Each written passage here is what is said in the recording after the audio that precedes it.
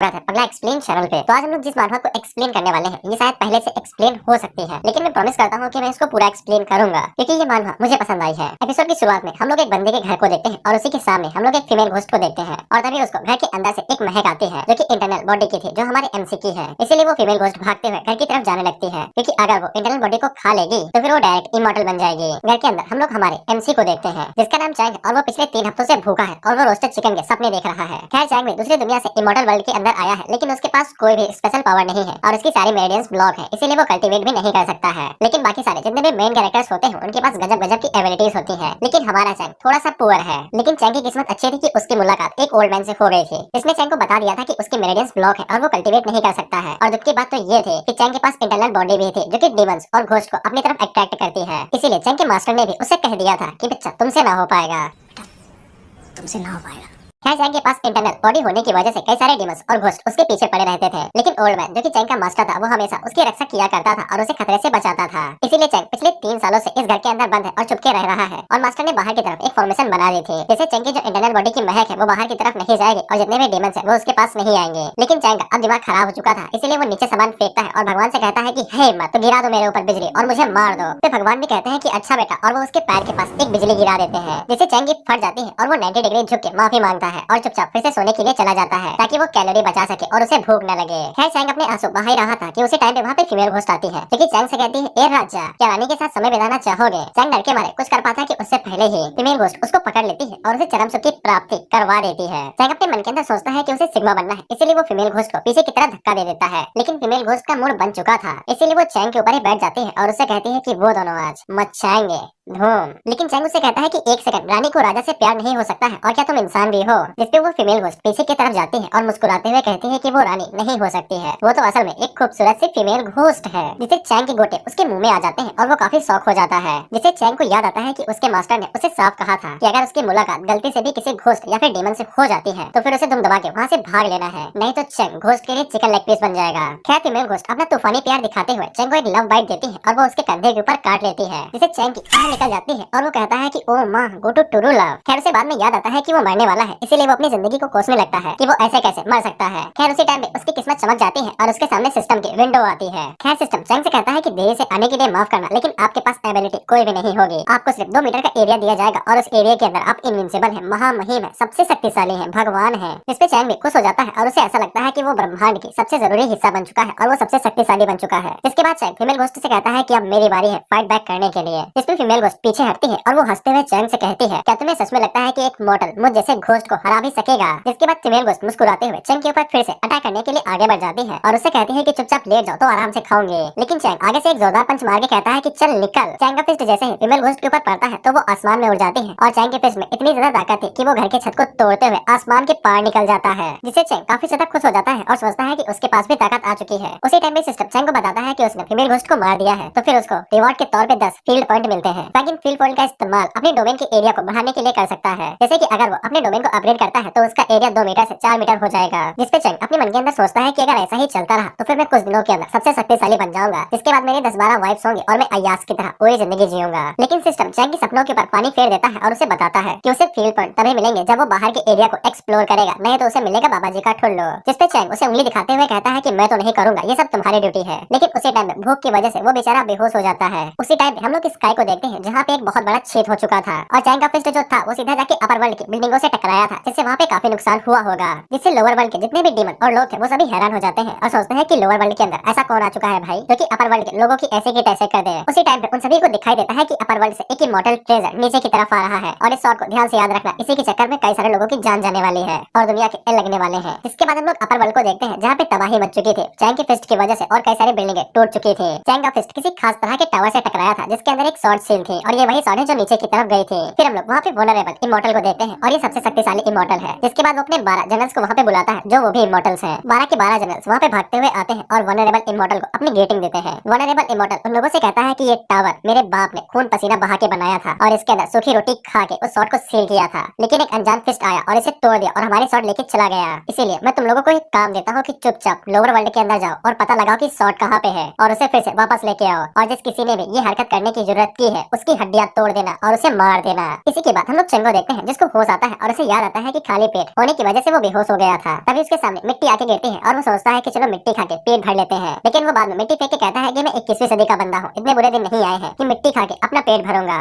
जिसके बाद मिंग सोचता है कि चलो बाहर चल के कुछ खाना ही ढूंढ लेते हैं, शायद में कचड़े में कुछ मिल जाएगा। लेकिन वो जैसे ही अपने डोमेन से बाहर हाथ रखता है तब उसे एक बहुत बड़ा झटका लगता है, जिससे उसे समझ में आ जाता है कि आसपास जरूर कोई ना कोई डीमन है। इसके बाद मिंग को ये भी समझ में आ जाता है कि उसकी डोमेन उसके साथ आगे नहीं बढ़ेगी, वो एक ही जगह पे रुकी रहेगी। मिंग को फील्ड पॉइंट का इस्तेमाल करके ही अपने डोमेन को बढ़ाना पड़ेगा, तभी वो आगे बढ़ सकता है। चैंग अपने डोमेन से बाहर तो जा सकता है, लेकिन वो फिर महामहिम और गॉड नहीं रहेगा, कोई भी उसको आके पेल सकता है। इसीलिए मिंग को डोमेन के अंदर ही रहना पड़ेगा अगर वो महामहिम बनने रहना चाहता है। लेकिन उसी टाइम पे चैंग को बाहर से कुछ आवाज आती है और अगले ही पल एक लड़की उड़ते हुए उसके पास आके गिरती है। हम लोग देखते हैं कि उस लड़की का नाम लिंग बाओ था और उसका पीछा एक ड्रैगन एविल क्लैन का नाम कोई बंदा कर रहा था जिसका नाम ली साओ था। और वो लिंग से कहता है कि तुम चुपचाप मेरे पास आ जाओ, नहीं तो मुझे बेफालतू में ही तुम्हें मारना पड़ेगा। लिंग उसे कहती है कि तुम्हारे पास कोई भी अधिकार नहीं है कि तुम मुझे मार सकते हो, नहीं तो मेरे डैडी का क्लैन तुम्हें तबाह कर देगा। वहीं पे चैंग जो पीछे खड़ा था वो अपने मन के अंदर सोचता है अच्छा तो यहाँ पे लड़ाई हो रही है, इसलिए अच्छे बच्चे की तरह इनसे दूर ही रहता हूँ। लेकिन उसी टाइम पे उसे याद आता है कि इनके पास खाने के लिए कुछ हो सकता है और उसकी आंखों में आंसू आ जाते हैं। इसके बाद लिंग से कहता है ओए ये मेरा इलाका है, यहाँ पे आए हो शोर मचाए हो तो फिर इसके बदले में तुम्हें मुझे थोड़ा सा खाना देना पड़ेगा, हो तो दे दो, भूखा हूँ। जिससे लिंग अपने मन के अंदर सोचते हैं ये पागल हो गया है क्या जो ली साओ को उकसा रहा है खाना मांग के। लेकिन उसी टाइम पे ली साओ आगे बढ़ता है जो कि लिंग को बालों से पकड़ लेता है और वो चैंग के ऊपर अपनी पावर से एक जोरदार अटैक करता है। इसे चैंग की तरफ कुछ बहुत सा जाने लगता है, लेकिन वो जैसे ही उसके डोमेन से टकराता है तो वो अटैक को ब्लॉक कर लेती है, जिससे मिंग को तो कुछ भी नहीं होता है। लेकिन वो ली साओ से कहता है कि मैं तुम्हें मारना नहीं चाहता हूँ, लेकिन तुम मुझे मारना चाहते हो, ये तो गलत बात हुई, अब तुम्हें और खाना देना पड़ेगा। वह पे लिंग और ली साओ अपने मन के अंदर सोचते हैं कि इसे अटैक की वजह से कुछ हुआ क्यों नहीं, ये तो नॉर्मल सा बंदा है, अब तक तो इसे मर जाना चाहिए था। फिर ली साओ अपने मन के अंदर सोचता है कि इसने मेरे अटैक को ब्लॉक कर लिया है, इसलिए अब तो इसे मरना ही पड़ेगा, इसके पास जीने की कोई भी वजह नहीं बची है। इसके बाद चैंग ली साओ से कहता है ओए स्कैरमैन, अगर तेरे पास हिम्मत है तो फिर तू मुझे मार के दिखा, मैं यहीं पे खड़ा हूँ, हिलूंगा भी नहीं। तो फिर ली साओ अपने मन के अंदर सोचता है अच्छा ये बात है। इसके बाद वो भी अपनी एनर्जी को रिलीज करता है और वहाँ पे अपनी एनर्जी से एक वेपन को बना लेता है जो काफी शक्तिशाली था और उस वेपन को चैंग की तरफ फेंक देता है। वहीं पे चैंग अपने मन के अंदर सोचता है कि ये जैसे ही डोमेन के अंदर आया तो फिर इसकी जिंदगी मेरे हाथों में होगी। लेकिन चैंग अपने हाथ को ऊपर करता है और वो वेपन को पकड़ने के लिए तैयार हो जाता है। वहीं पे लिंग अपने मन के अंदर सोचती है कि ये पागल हो चुका है जो उस वेपन को अपने हाथों से रोकना चाहता है एक मॉडल होते हुए भी। वहीं पे ली साओ चैंग के बार हंसते हुए कहता है बेवकूफ कहीं के, क्या तुम्हें सच में लगता है कि तुम अपने छोटे मोटे हाथों से मेरे वेपन को रोक सकते हो? अगर वो तुम्हारी बॉडी से छू भी गया तो भी वो तुम्हारे चीथड़े उड़ा देगा। लेकिन चैंग अपने डोमेन के अंदर गॉड है, इसलिए जैसे ही वो वेपन मिंग के साथ छूता है तो मिंग उसे आसानी के साथ रोक लेता है, जिससे लिंग काफी हैरान हो जाते हैं और सोचते हैं कि इसने इसे रोक कैसे लिया, वो भी 2 उंगलियों से। और वहीं पे ली साओ के पसीने छूटने लगते हैं ये सब होते हुए देख के। जिसके बाद चैंग उस वेपन के 2 टुकड़े करता है और उनमें से एक हिस्सा ली साओ के सर की तरफ फेंकता है जो उसके सर में घुसता है और वो एक ही झटके में मारा जाता है। चैंग जैसे ही ली साओ को मार गिराता है तो फिर उसे फील्ड पॉइंट मिलते हैं, वो भी 500। जिससे चैंग को समझ में आ जाता है कि अगर वो इमॉर्टल या फिर घोस्ट डीमन किसी को भी मारता है तो फिर उसे फील्ड पॉइंट मिलेंगे। इसके बाद सिस्टम चैंग से पूछता है क्या वो अपने डोमेन को बढ़ाना चाहता है, इसके लिए चैंग मान जाता है। जिसके बाद चैंग की डोमेन को बढ़ा दिया जाता है और वो उसके पूरे घर को कवर कर लेती है, जिससे चैंग काफी खुश हो जाता है और वो लिंग को इग्नोर करते हुए ली साओ की बॉडी की तरफ चला जाता है स्टोरेज रिंग लेने के लिए। वहीं पे लिंग काफी ज्यादा हैरान होती है और वो सोचती है कि एक गोल्डन रियलम का बंदा एक नॉर्मल से मोटल के द्वारा मार दिया गया, ये जरूर कोई ना कोई एक्सपर्ट होगा जो कि यहाँ पे छुप के रह रहा है। हम देखते हैं कि चैंग को स्टोरेज रिंग मिल तो गई थी, लेकिन उसके पास जरा से भी कल्टीवेशन बेस नहीं थी। भले ही चैंग डोमेन के अंदर भगवान है, लेकिन वो स्टोरेज रूम को खोल नहीं सकता था, इसलिए वो पीछे मुड़ के लिंग की तरफ देखता है और सोचता है कि इसे से खुलवा लेते हैं। लिंग जैसे ही चैंग को अपनी तरफ देखते हुए देखती है तो फिर वो चैंग को सब कुछ बता देती है कि वो शॉर्ट सेट के डिसाइपल है और उनकी एक बेटी भी, और उसके साथ कई सारे डिसाइपल यहाँ पे आए थे, लेकिन ली साओ ने उनके ऊपर हमला किया और उन सभी को मार दिया, इसलिए बाकी सारे डिसाइपल भी मर गए होंगे। इसके बाद लिंग चैंग को शुक्रिया कहती है उसकी जान बचाने के लिए। लिंग अपने मन के अंदर सोचती है कि चैंग ने बड़ी आसानी के साथ ली साओ को मार दिया जो कि गोल्डन रियलम पे था, इसीलिए चैंग को जरूर नासेंट सोल रियलम पे होना चाहिए, जिसको हम लोग एनएस रियलम कहेंगे। लेकिन यूजर कॉन्टिनेंट के अंदर 100 साल से भी कोई भी एनएस लेवल का नहीं आया है, इसीलिए जरूर चैंग कोई ना कोई मास्टर होगा। फिर इसके बाद चैंग लिंग को स्टोरेज रिंग देता है और उसे कहता है क्या तुम इसके लिए मेरे लिए खोल दोगे, इसमें कई सारे आइटम्स होंगे जो मुझे चाहिए। लेकिन चैंग का असली मकसद तो खाना था। जिसके अगले सीन में हम लोग देखते हैं कि चैंग को उसकी मेहनत का फल मिल चुका था और उसे खाने के लिए एक चिकन मिल जाती है और वो अपने मन के अंदर सोचता है कि अगर वैसे ही वो फील्ड पॉइंट को इकट्ठा करता रहा तो फिर उसके डोमेन पूरे एरिया को कवर कर लेगी, यानी कि पूरी दुनिया को। जिसके बाद वो इस पूरी दुनिया का इमॉर्टल बन जाएगा और उसे कोई भी नहीं हरा पाएगा, जिसके साथ वो अपने मास्टर को भी प्रोटेक्ट कर सकता है और शायद चैंग के पास 8 या 10 वाइफ भी हो सकती है। और वहीं पे लिंग पीछे खड़ी सोच रही थी कि इसको क्या हो गया, ये इतना खुश क्यों है। फिर हम लोग लिंग को देखते हैं जो अपने घुटनों पर बैठ जाती है और वो चैंग से कहती है सीनियर। हम लोग चैंग को देखते हैं जिसने बस 3 ही बाइट ली थी और वो लिंग से पूछता है कि क्या हो गया है। लिंग उसे कहती है कि तुमने मेरी जान बचाई है, इसीलिए हम दोनों की किस्मत एक दूसरे से मिलना चाहती है, इसीलिए क्या सीनियर मुझको एक डिसाइपल के तौर पे एक्सेप्ट करेंगे। जिस पे चैंग काफी हैरान हो जाता है और कहता है अरे। इसके बाद वो लिंग को मना कर देता है, लेकिन लिंग उसके पीछे ही पड़ जाती है और उसे कहती है कि तुम मुझे डिसाइपल के तौर पे एक्सेप्ट नहीं कर सकते हो, लेकिन तुमने मेरी जान बचाई है, इसीलिए मैं रीपे करना चाहती हूँ, इसीलिए मैं तुम्हारे घर की नौकर बनके भी तुम्हारे लिए काम कर सकती हूँ। और वो अपने मन के अंदर सोचते है कि चैंग के पास बहुत ज्यादा माल है, इसीलिए मैं आसानी से चैंग को जाने नहीं दे सकती हूँ।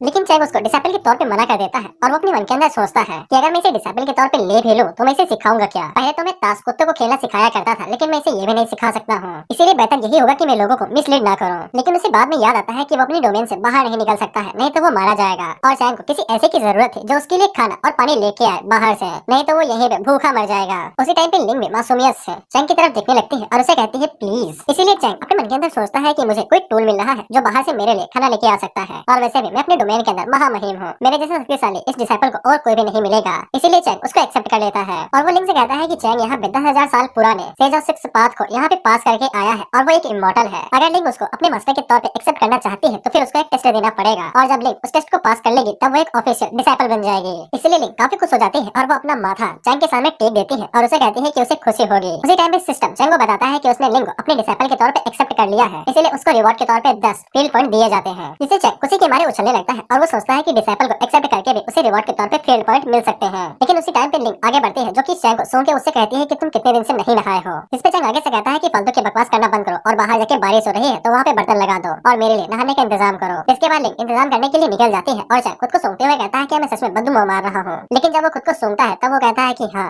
थोड़ा बहुत, और इसके चेहरे से पता चल रहा है कि इसने कितने दिनों से नहीं नहाया था। उसी टाइम हम लोग लिंग को देखते हैं जो कि बाहर नहाने का इंतजाम कर रही थी। तभी उसको सामने से एक डिमोनिक एनर्जी महसूस होती है और उसे पता चल जाता है कि सामने एक गोल्डन स्टेज का टाइगर डीमन है। इसीलिए वो भागते हुए चैंग के पास जाती है और उसे बता देती है कि बाहर एक डीमन है। लेकिन चैंग को जैसे ही पता चलता है कि वहाँ पे एक गोल्डन कोर स्टेज का डिमोनिक टाइगर है तो वो खुशी के मारे उछलने लगता है क्योंकि उसे कई सारे पॉइंट मिल सकते थे। इसलिए वो लिंग से कहता है कि चलो टाइगर हंटिंग का टाइम हो चुका है। उसी टाइम पे हम लोग टाइगर डीमन को देखते हैं जो कि चैंग की इंटरनल बॉडी की वजह से सूंघते हुए यहाँ तक तो आ चुका था, लेकिन उसकी इतनी गीली हो चुकी थी डर के मारे क्योंकि उसने चैंग के 2 लोगों को आसानी के साथ मारते हुए देख लिया था। इसलिए वो बस दूर से खड़ा होकर चैंग की खुशबू ही ले रहा था। उसी टाइम पे हम लोग चैंग को देखते हैं जो कि डोमेन के एकदम किनारे पे आ चुका था और वो अपने मन के अंदर सोचता है कि वो टाइगर डीमन को ललचाए तो ललचाए कैसे। जिसके बाद चैंग डोमेन से अपना हाथ बाहर निकालता है और उसकी खुशबू से जैसे ही टाइगर डीमन को उसकी नाक के अंदर पड़ती है तो वो दीवाना हो जाता है और सोचता है कि अब कंट्रोल नहीं होगा। जिसके बाद वो भागते हुए चैंग की तरफ आगे बढ़ने लगता है। टाइगर डीमन चैंग के ऊपर अटैक करते हुए कहता है कि इससे कोई फर्क नहीं पड़ता है कि तुम कितने शक्तिशाली हो, भले ही मैं आज चाहे मर ही क्यों ना जाऊं लेकिन मैं तुम्हें खा के रहूंगा। लेकिन टाइगर डीमन जैसे ही डोमेन से टकराता है तो वो उसी जगह पे जाम हो जाता है और वो बेचारा हिल भी नहीं पाता है। चैंग उसे कहता है प्यारी किटी तुम्हारी किस्मत अच्छी नहीं है कि तुमने मुझे खाने के लिए चुना, लेकिन आज मैं तुमको खाऊंगा। उसी टाइम पे लिंग अपनी शॉट को बाहर निकालती है और वो अपने मन के अंदर सोचती है कि मैं इस टाइगर को मार के आज मास्टर को दिखा दूंगी कि मैं कितनी टैलेंटेड हूँ। लेकिन वो जैसे ही अपने शॉट टाइगर की बॉडी से टच करती है तब उसके शॉट के चिथड़े उड़ जाते हैं और उसका बेचारी का पोपट हो जाता है और वो मास्टर की तरफ उदास मुख से देखने लगती है। तो फिर चैंग लिंग से उसकी शॉट मांगता है और वो एक ही स्लैश मारता है और टाइगर के 2 टुकड़े कर देता है, जिससे लिंग काफी हैरान हो जाती है कि मास्टर ने एक ही झटके में टाइगर के 2 टुकड़े कर दिए। खैर चैंग के पास टाइगर को मारने की वजह से इतने पॉइंट हो चुके थे कि वो डोमेन को फिर से एक्सपैंड कर सकता था। इसके बाद चैंग लिंग को उसके शॉट देता है और वो कहता है कि टाइगर की बॉडी को वो उसके हवाले छोड़ रहा है। लिंग जल्दी से टाइगर की बॉडी के टुकड़े टुकड़े करे और उसका मीट पका के चैंग को दे ताकि चैंग खा सके। उसी टाइम पे सिस्टम चैंग को बताता है कि वो डोमेन के 2.0 वर्जन का इस्तेमाल कर सकता है अपग्रेड करके, जिससे चैंग को ये एबिलिटी मिल जाएगी कि डोमेन के अंदर जितने भी लिविंग थिंग्स होंगे जैसे कि पेड़ बकरी बालू सब कुछ वो उनको कंट्रोल कर सकता है और उनकी ताकत को बढ़ा सकता है और घटा भी सकता है। लेकिन चैंग को अभी भी समझ में नहीं आया था कि वो लिविंग थिंग्स को कंट्रोल करके क्या ही हासिल कर लेगा। तो फिर सिस्टम उससे कहता है कि होस्ट अपग्रेड करके तो देखो तब तुम्हें पता चल जाएगा। तो फिर चैंग सिस्टम से कहता है कर दो भाई। जिसके बाद कुछ ही देर बाद सिस्टम जो है वो पूरे सिस्टम को अपग्रेड कर देता है और डोमेन को 2.0 कर देता है। जिसके बाद सिस्टम चैंग को बताता है कि वो इस डोमेन के अंदर क्या क्या कर सकता है। चैंग के पास जितने भी लिविंग थिंग्स होंगे वो उनकी ताकत को बढ़ा सकता है और उन्हें समझदारी विजडम दे सकता है, जिससे चैंग काफी ज्यादा खुश हो जाता है और सोचता है कि ये स्किल तो काफी ज्यादा कमाल की है। इसके बाद वो लिंग से कहता है कि यहाँ पे एक घास का टुकड़ा लेके आना और वो अपने मन के अंदर सोचता है कि चलो चेक ही कर लेते हैं कि ये फंक्शन कैसे काम करता है। इसके बाद लिंग चैंग को आके घास देती है और चैंग जैसे ही घास को पकड़ता है तो फिर वो घास की कल्टीवेशन को बढ़ाना शुरू कर देता है, जिसको देखते हुए लिंग के मुंह से पानी आने लगता है और चैंग जैसे ही उसको देखता है तब वो हैरान हो जाता है और उसे पूछता है कि मुंह से पानी क्यों बह रहा है। जिसपे लिंग उसे बताती है कि उसने जो घास अभी पकड़ रखी थी वो नॉर्मल घास है, अब एल्जियर में बदल चुकी है जो कि हाई लेवल का हर्ब है। लेकिन चैंग लिंग को दूर करते हुए कहता है हटो हटो इसके पास नहीं आना है। जिसके बाद चैंग को अभी भी समझ में नहीं आया था कि फंक्शन कैसे काम करता है, लेकिन वो लगातार उस ग्रास को अपग्रेड करते रहता है। हम लोग देखते हैं कि चैंग ने उस ग्रास को इस हद तक कल्टीवेट करवा दिया था कि वो ग्रास एक छोटी सी फेरी में बदल जाता है, जिसको देख के लिंग काफी खुश हो जाती है और वो कहती है कि ये तो ट्रांसफॉर्म हो गई। लेकिन वो फेरी लिंग के ज्यादा बोलने की वजह से डर जाती है और वो चैंग के पीछे जाके छुप जाती है। चैंग लिंग से कहता है कि चिल्लाओ नहीं, देखो तुम उसको डरा दे रही हो। जिसके अगले सीन में हम लोग देखते हैं कि चैंग एक गेहूं के दाने को एक एल्जियर में बदल देता है जिसके अंदर लाइफ एसेंस की मात्रा बहुत ज्यादा थी।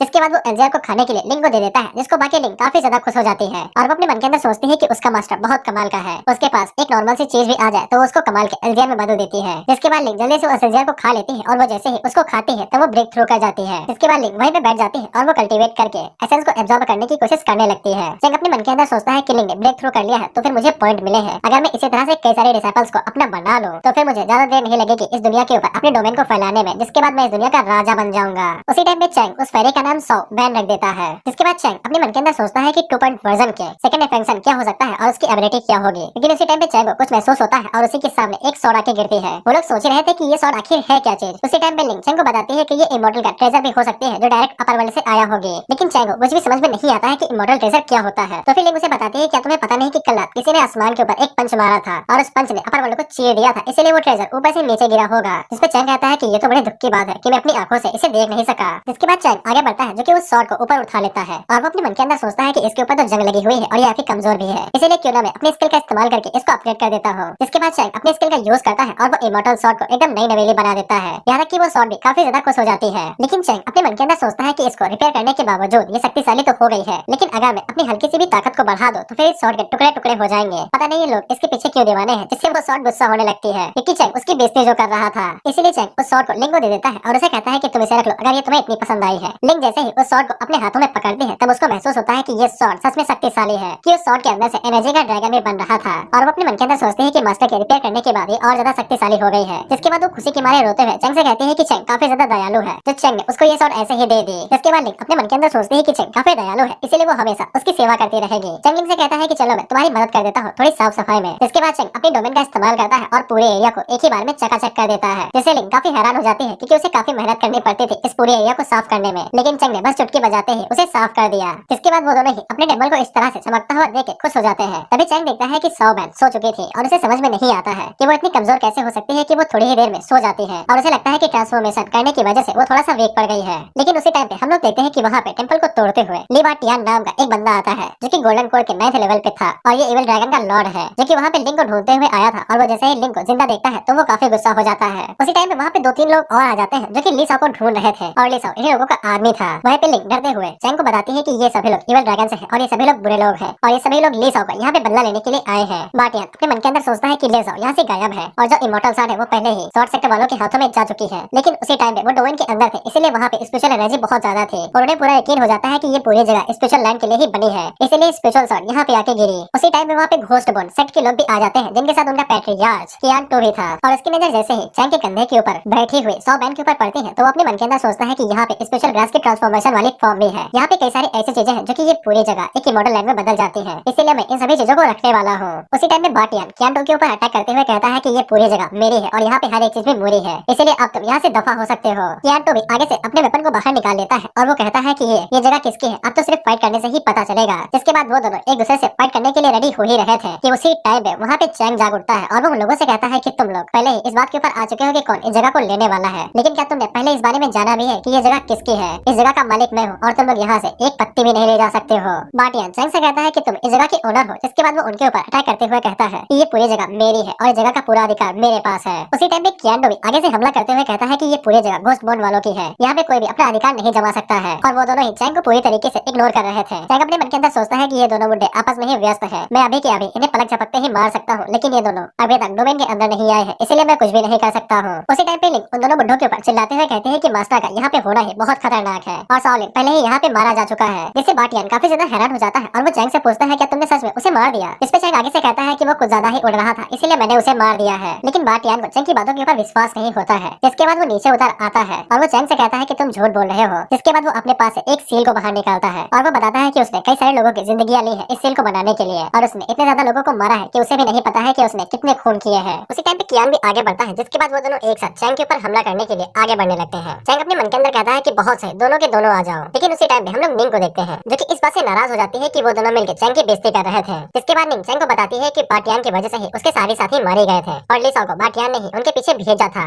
बाटियान लिंग से कहता है कि उसको ऐसा लगता है कि अगर लिंग शॉर्ट सर्किट की बेटी है तो फिर वो उसको नहीं मारेगा। इसके बाद बाटियान अपनी सील का यूज करता है और उसके साथ वो लिंग के ऊपर हमला कर देता है। वहीं पे चैंग अपनी डोमेन की पावर का यूज करते हुए सोचता है कि डोमेन के अंदर वो हर किसी चीज को कंट्रोल कर सकता है, फिर वो चाहे सील हो या फिर किसी की कल्टीवेशन। हम देखते हैं कि चैंग अपनी डोमेन की पावर का इस्तेमाल करता है और वो सील को एक ही बार में धुएं की तरह गायब कर देता है। इसके बाद चैंग बाटियान की जितनी भी कल्टीवेशन थी उसको भी मिटा देता है और उसे नॉन कल्टीवेटर बना देता है, जिससे बाटियान और उसके सारे साथी हैरान हो जाते हैं कि उन सभी की कल्टीवेशन कहाँ पे चली गई। इसके बाद चैंग लिंग से कहता है कि वो सभी लोग कल्टीवेशन के बिना कुछ भी नहीं है, अब वो सभी की रिफाइनिंग पे आ चुके हैं और तुम जाके उन्हें आसानी के साथ मार सकती हो। कियान चैंग की ताकत को देख के काफी हैरान हो चुका था कि चैंग ने इतनी आसानी के साथ नासन रियलम्स के कल्टीवेटर्स को वे कल्टीवेटर बना दिया है और कियार को डर लगने लगता है कि अगर वो फिर से नीचे गया तो चैंग उसकी भी कल्टीवेशन को मिटा देगा। बाटियान चैंग से कहता है कि तुमने हमें धोखा दिया है है ये दिखा के कि तुम कल्टीवेट नहीं कर सकते हो, लेकिन तुम असल में नासन सोल रियलम पे हो। जिसपे चेंग आगे से मुस्कुराते हुए कहता है कि तख्ता पलट चुका है, इसीलिए अब तुम कुछ भी कह सकते हो लेकिन सच नहीं बदलेगा। इसके बाद चेंग लिंग से कहता है कि जाओ और जाके अपना बदला ले लो। जिसपे लिंग भागते हुए उनकी तरह जाने लगती है और वो कहती है यस मास्टर, अभी मैं इनके टुकड़े टुकड़े कर देती हूँ। इसके बाद लिंग अपनी इमोर्टल शॉट को बाहर निकालती है और वो बाटियान से कहती है कि मैं अपने भाइयों और बहनों की बदला लूंगी जो तुमने उन्हें मार दिया था। लेकिन बाटियान को पूरा यकीन था कि भले ही वो की रिवाइनिंग पे आ चुका है, लेकिन उसके पास इतना एक्सपीरियंस है और इतनी ताकत है कि वो आसानी के साथ लिंग को मार सकता है। इसके बाद बाटियान अपने आर्मर को बाहर निकालता है और वो फाइट के लिए रेडी हो जाता है। लेकिन बाटियान को पता ही नहीं था कि लिंग गोल्डन कोर रियलम पे आ चुकी है और साथ में उसके हाथों में इमोर्टल शॉट है। इसके बाद लिंग इमोर्टल शॉट का इस्तेमाल करते हैं और सामने की तरफ एक स्लैश मारती है और उस स्लैश में इतना ज्यादा दम था कि वो बाटियान के सिर्फ जूतों को छोड़ता है और उसके पूरे शरीर को निगल जाता है। इसकी ताकत को देख के तो लिंग भी घबरा जाती है और वो सोचते हैं कि ये तो अच्छी तो है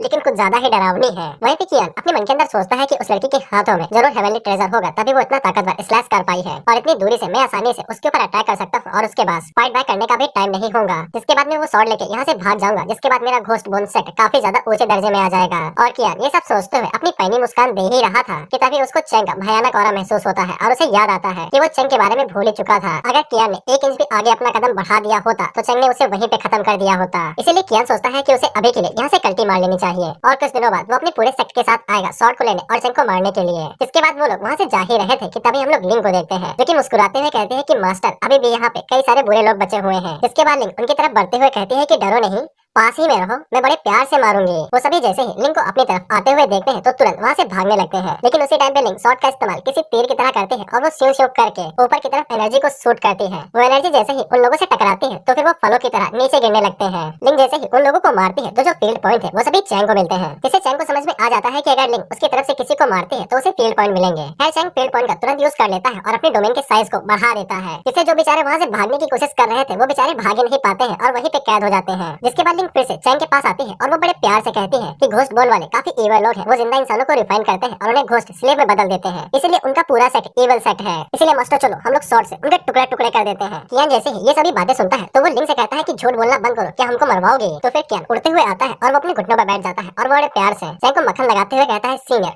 हम तो बड़े प्यार से लोगों को पकड़ते हैं और बड़ी मेहनत से उन्हें रिफाइन करते हैं, जिसके बाद उन्हें स्लेव बना लेते हैं, अब इसमें हमारा क्या कसूर है? जिसके बाद कियान अपने लोगों से कहता है आओ रे, और वो सभी बैठ जाते हैं और चैंग के सामने अपने घुटनों पर बैठ के उसे माफी मांगने लगते हैं और उससे कहते हैं कि एक बार हमें बस यहाँ से जाने दे दो, जिसके बाद हम लोग अच्छे इंसान बन जाएंगे। और उन सभी की मीठी मीठी बातें सुन के चैंग को ऐसा महसूस होने लगता है कि वो यहाँ पे गिल्टी है। खैर चैंग उनके ऊपर जरा सी भी दया नहीं खाता है और उनसे कहता है क्या तुम्हें लगता है कि मैं अंधा हूँ? इसके बाद कियान अपने लोगों से कहता है कि दाल नहीं गली है, एक साथ उसके ऊपर हमला कर दो। इसके बाद वो सभी लोग एक साथ आगे बढ़ते हैं और चैंग के ऊपर हमला कर देते हैं, लेकिन चैंग ने भी कच्ची गोलियां नहीं खेली थी, वो अपनी डोमेन की पावर का इस्तेमाल करता है और एक ही बार में उन सभी की गर्दनें उड़ा देता है और उसे काफी सारे फील्ड पॉइंट भी मिल जाते हैं। लेकिन कियान इसी मौके का फायदा उठाता है और वो तुरंत डोमेन से बाहर निकल जाता है। लिंग चैंग को बताती है कि अगर कियान यहाँ से भाग गया तो फिर वो किसी को भी इमोर्टल ट्रेजर के बारे में बता सकता है, जिससे कई सारे लोग यहाँ पे ट्रेजर को लेने के लिए आएंगे और वो आपका शिकार शुरू कर देंगे। चैंग अपने मन के अंदर सोचता है कि मैं क्या करूँ, अगर वो लोग ज्यादा तादाद में नहीं आए तो फिर मुझे फील्ड पॉइंट नहीं मिलेंगे, इसलिए उसे जाने दो। फिर हम लोग घोस्ट बोन सेट को देखते हैं जहाँ पे कियान ये प्लानिंग बना रहा था कि वो चैंग से बदला कैसे लेगा और स्वॉर्ड को कैसे वापस करेगा। उसी टाइम में वहाँ पे एक बंदा भागते हुए आता है जो कि कियान को बताता है कि 5 साल पहले जो उनके इंसेक्टर इमोर्टल बन चुके थे वो फिर से वापस आ गए हैं, लेकिन सेट के अंदर कोई भी नहीं था, इसीलिए वो लोग वहाँ पे इंतजार कर रहे हैं और सीनियर कुछ ज्यादा ही गुस्से में है। जैसे कियान भी काफी ज्यादा हैरान हो जाता है कि उसका इंसेक्टर अपर वर्ल्ड से नीचे क्यों आ गया है। तो मैं उम्मीद करता हूँ कि तुम लोगों को याद होगा कि वनरेबल जर्नल ने 12 के 12 जनरल यहाँ पे नीचे आए हैं, इसलिए इंसेक्टर उनमें से एक है घोस्ट बोन वालों का। लेकिन कियान इस बात से काफी खुश हो जाता है क्योंकि उसको एक मौका मिल चुका है चैंग को मारने का। इसके बाद वो सभी लोग भागते हुए अपने इंसेक्टर को ग्रेड करने के लिए जाते हैं, तो फिर इंसेक्टर वहाँ पे अपनी एनर्जी को रिलीज कर रहा था और उसकी एनर्जी इतनी ज्यादा थी कि कियान के पसीने छूटने लगते हैं और वो अपने मन के अंदर सोचता है कि अगर इंसेक्टर इमोर्टल वर्ल्ड से नीचे आ गए हैं तो फिर लोअर वर्ल्ड के अंदर ऐसा कोई भी नहीं होगा जो कि घोस्ट बोन सेक्ट वालों के खिलाफ कुछ कर सके और घोस्ट बोन सेक्ट पूरी दुनिया के ऊपर डोमिनेट कर सकता है। लेकिन इंसेक्टर उसकी मन की बात पढ़ लेता है और उसे बताता है कि वो यहाँ पे अकेला नहीं आया है, 12 के 12 इमोर्टल जनरल्स वो सभी एक साथ नीचे आए हैं और उन सभी को एक बहुत जरूरी काम दिया गया है, अगर वो काम पूरा नहीं हुआ तो उन सभी की जानें ले ली जाएंगी और वो काम होता है होली स्वॉर्ड को ढूंढ के निकालना, यानी कि इमोर्टल स्वॉर्ड को।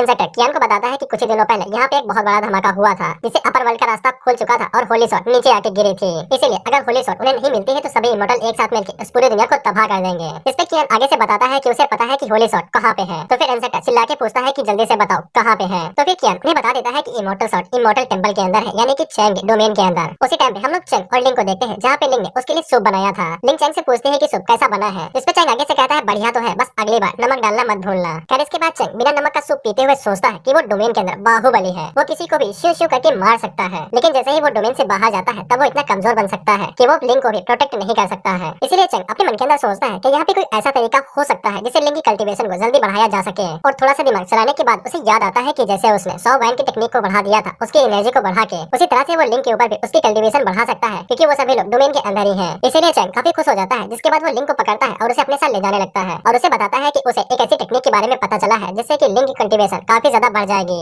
जिसके बाद चैंग लिंग को पकड़ के उसे कहता है कि ये कल्टीवेशन का तरीका थोड़ा सा दर्दनाक हो सकता है, क्योंकि ये पहली बार है, लेकिन अगर लिंग उस दर्द को सहन कर लेगी तो उसे थोड़ी देर बाद अच्छा लगने लगेगा, जैसे कि वो हेवन में है। जैसे लिंग शर्माने लगती है और वो अपना दिमाग चलाते हुए सोचती है पेनफुल पहली बार, जिसके बाद हेवन में। और उसका शैतानी दिमाग ये सोच लेता है कि चैंग वहाँ पे डुअल कल्टीवेशन के बारे में बात कर रहा है, इसीलिए वो शर्माते हुए कहती है कि ये थोड़ा सा दर्दनाक हो सकता है, लेकिन मैं रेडी हूँ। चैंग उसे कहता है कि ये भी मेरा पहली बार है। इस पे लिंग शर्माते हुए उसे मारने लगती है और कहती है कि मुझे शर्म आ रही है, लेकिन चैंग उसे कहता है कि शर्म को मारो गोली, हम लोग शुरू करने वाले हैं। जिसके बाद लिंग भी रेडी हो जाती है और वो कहती है या I am ready, let's go. लेकिन चैंग आगे से टेक्निक को यूज करते हुए उसे बताता है कि उसे अपना दिमाग सही सलामत रखना होगा, नहीं तो उसकी जिंदगी चली जाएगी। जिससे लिंग काफी हैरान हो जाती है कि चैंग डुअल कल्टीवेशन के बारे में बात नहीं कर रहा था, इसलिए वो उसे कुछ कहने ही वाली थी कि उससे पहले ही चैंग उसके सर को पकड़ता है और वो अपने टेक्निक को शुरू कर देता है और वो लिंग की बॉडी के अंदर अपनी एनर्जी को ट्रांसफर करने लगता है, जिससे लिंग को काफी तेज दर्द होने लगता है उस तरीके से, और वो चीखने और चिल्लाने लगती है। लेकिन तभी सिस्टम चैंग को बताता है कि लिंग के अंदर जरा से भी इंप्रूवमेंट नहीं दिख रही है, इसीलिए चैंग सोचता है कि उसे अपनी एनर्जी को बढ़ाना पड़ेगा। जिसके बाद वो अपनी एनर्जी को बढ़ा देता है और जल्दी जल्दी लिंग के अंदर एनर्जी को ट्रांसफर करना शुरू कर देता है। इससे लिंग को और भी ज्यादा दर्द होने लगता है और वो और जोरों से चिल्लाने लगती है। लेकिन चैंग अपनी एनर्जी को रोकता नहीं है और उसे और ज्यादा बढ़ा देता है, जिससे लिंग और ज्यादा चिल्लाने लगती है और वैसे वाले एक्सप्रेशन देने लगती है और सोचती है कि उसकी बॉडी अब इसे और ज्यादा नहीं झेल सकती है और कुछ ही देर में वो एनर्जी के कारण फट जाएगी।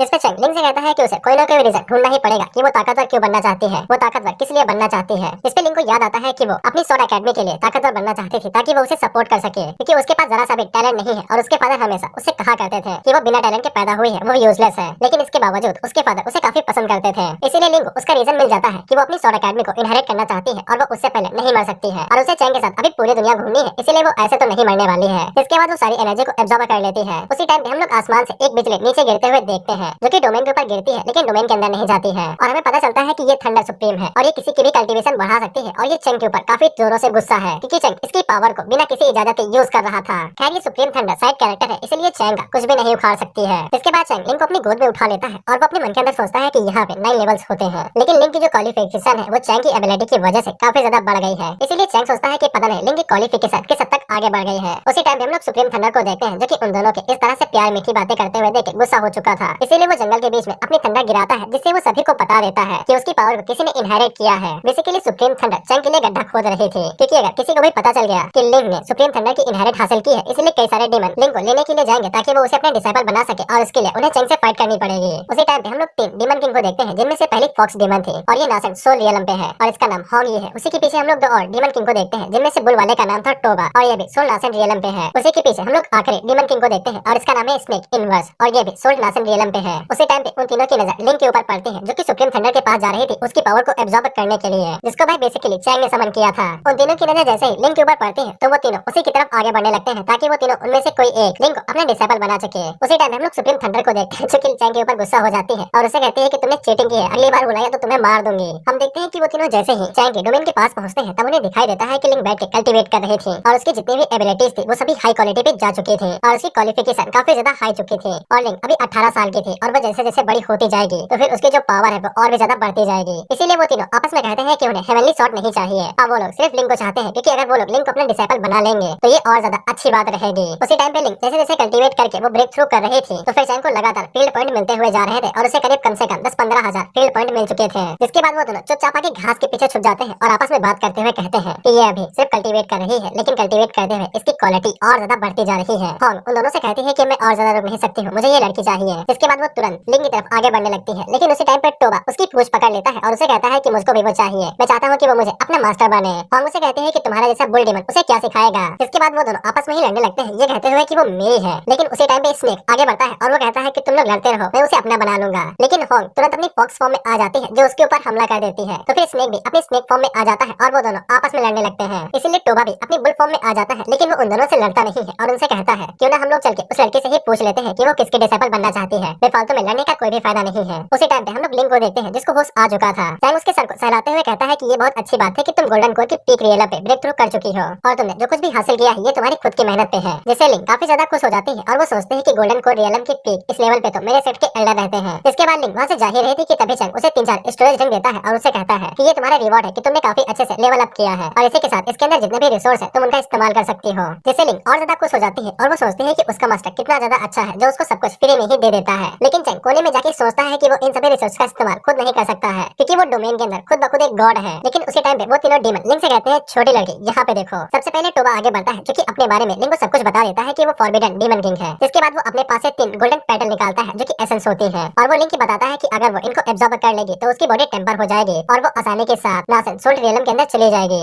लेकिन स्नेक टोबा को साइड में कर देता है और उसे कहता है कि ये सिर्फ 3 ही पेटल्स हैं, तुम इनका इस्तेमाल क्या ही करोगी। जिसके बाद स्नेक अपने पास से अपना ट्रेजर बाहर निकालता है जो कि होता है गोल्डन फ्रूट और ये फ्रूट को उगने में कम से कम 10,000 साल लगते हैं क्योंकि ये फ्रूट सिर्फ अपर वर्ल्ड में ही मिलता है और इसको यूज करने के बाद बॉडी टेम्पर हो जाती है और वो हमेशा के लिए जवान ही रहती है। स्नेक लिंक से कहता है कि अगर वो स्नेक को अपना मास्टर मान लेगी तो फिर वो उसे ये रिवॉर्ड के तौर पे दे देगा। वहीं पे चैंग अपने मन के अंदर सोचता है कि इमोर्टल फ्रूट काफी ज्यादा कीमती होता है, शायद मुझे ये छीन लेना चाहिए। लिंक अपने मन के अंदर सोचती है कि अगर मैं इस इमोर्टल फ्रूट को खा लेती हूँ तो मैं हमेशा के लिए जवान रहूंगी। जिसके बाद वो इस बारे में सोचने लगती है कि उसे स्नेक के ऑफर को एक्सेप्ट कर लेना चाहिए। लेकिन उसी टाइम पे होंग हंसते हुए कहती है कि स्नेक तुम्हारा रिवॉर्ड तो काफी अच्छा है लेकिन अगर लिंक मुझे अपनी डिसाइपल के तौर पे एक्सेप्ट करती है तो फिर वो मुझे फॉलो करेगी जिससे वो हमारे सबसे फेमस एशियन फॉक्स क्लैन को ज्वाइन कर सकती है जिसके साथ वो वहाँ पे ट्रेनिंग करेगी और उसके पास ये मौका रहेगा कि वो आगे जाके एक इमोर्टल भी बन सकती है। जिससे वो दोनों काफी ज्यादा हैरान हो जाते हैं और सोचते हैं कि होंग के गिफ्ट के सामने हमारे गिफ्ट की तो कोई भी औकात नहीं है। लेकिन लिंक आगे से उन तीनों को ही मना कर देती है जिससे वो तीनों हैरान हो जाते हैं। इसके बाद लिंक अपनी नाक ऊंची करके उन तीनों को बताती है कि उसके पास पहले से ही एक मास्टर है और अगर वो अपने इस मास्टर को फॉलो करती है तब उसके लिए इमोर्टल बनना चुटकियों का खेल है। होंग लिंक से पूछती है तो फिर तुम्हारा मास्टर कौन है, जिसपे चैंग आगे से कहता है अपन है रे। लेकिन होंग उसे कहती है कि तुम्हारे पास कोई कल्टीवेशन भी नहीं है और तुम एक नॉर्मल से इंसान हो और तुम्हारी हिम्मत कैसे हुई कि कोई गोल्डन कोर पीक का बंदा तुम्हें अपना मास्टर मान सके। वहीं पे स्नेक होंग से कहता है कि ये बस एक चींटी है, इसे मार देते हैं जिसके बाद हम लोग बाद में डिसाइड कर लेंगे कि वो लड़की किसको अपना मास्टर मानती है। उसी टाइम पे टोबा अपनी पावर्स को रिलीज करते हुए कहता है कि अगर तुम उसके मास्टर हो तो फिर क्या तुम मुझे दिखा सकते हो कि तुम्हारे पास कितनी स्ट्रेंथ है। तो फिर चैंग आगे से कहता है कि अगर ऐसी बात है तो फिर आ जाओ देखते हैं कि डीमंस के अंदर कितना दम होता है। इसके बाद टोबा अपनी एनर्जी को निकालते हुए चैंग के ऊपर एक जोरदार हमला कर देता है और उसे कहता है कि मेरी एक उंगली तुम्हें पाउडर में बदल देगी। वहीं पे स्नेक अपने मन के अंदर सोचता है कि इस सांड ने अपनी ताकत को बढ़ा लिया है चुपके से और मुझे पता भी नहीं चला। और अपने मन के अंदर सोचती है कि इसने मेरी स्पॉटलाइट ले ली, नहीं तो मैं अपने डिसाइपल के सामने कूल बन सकती थी।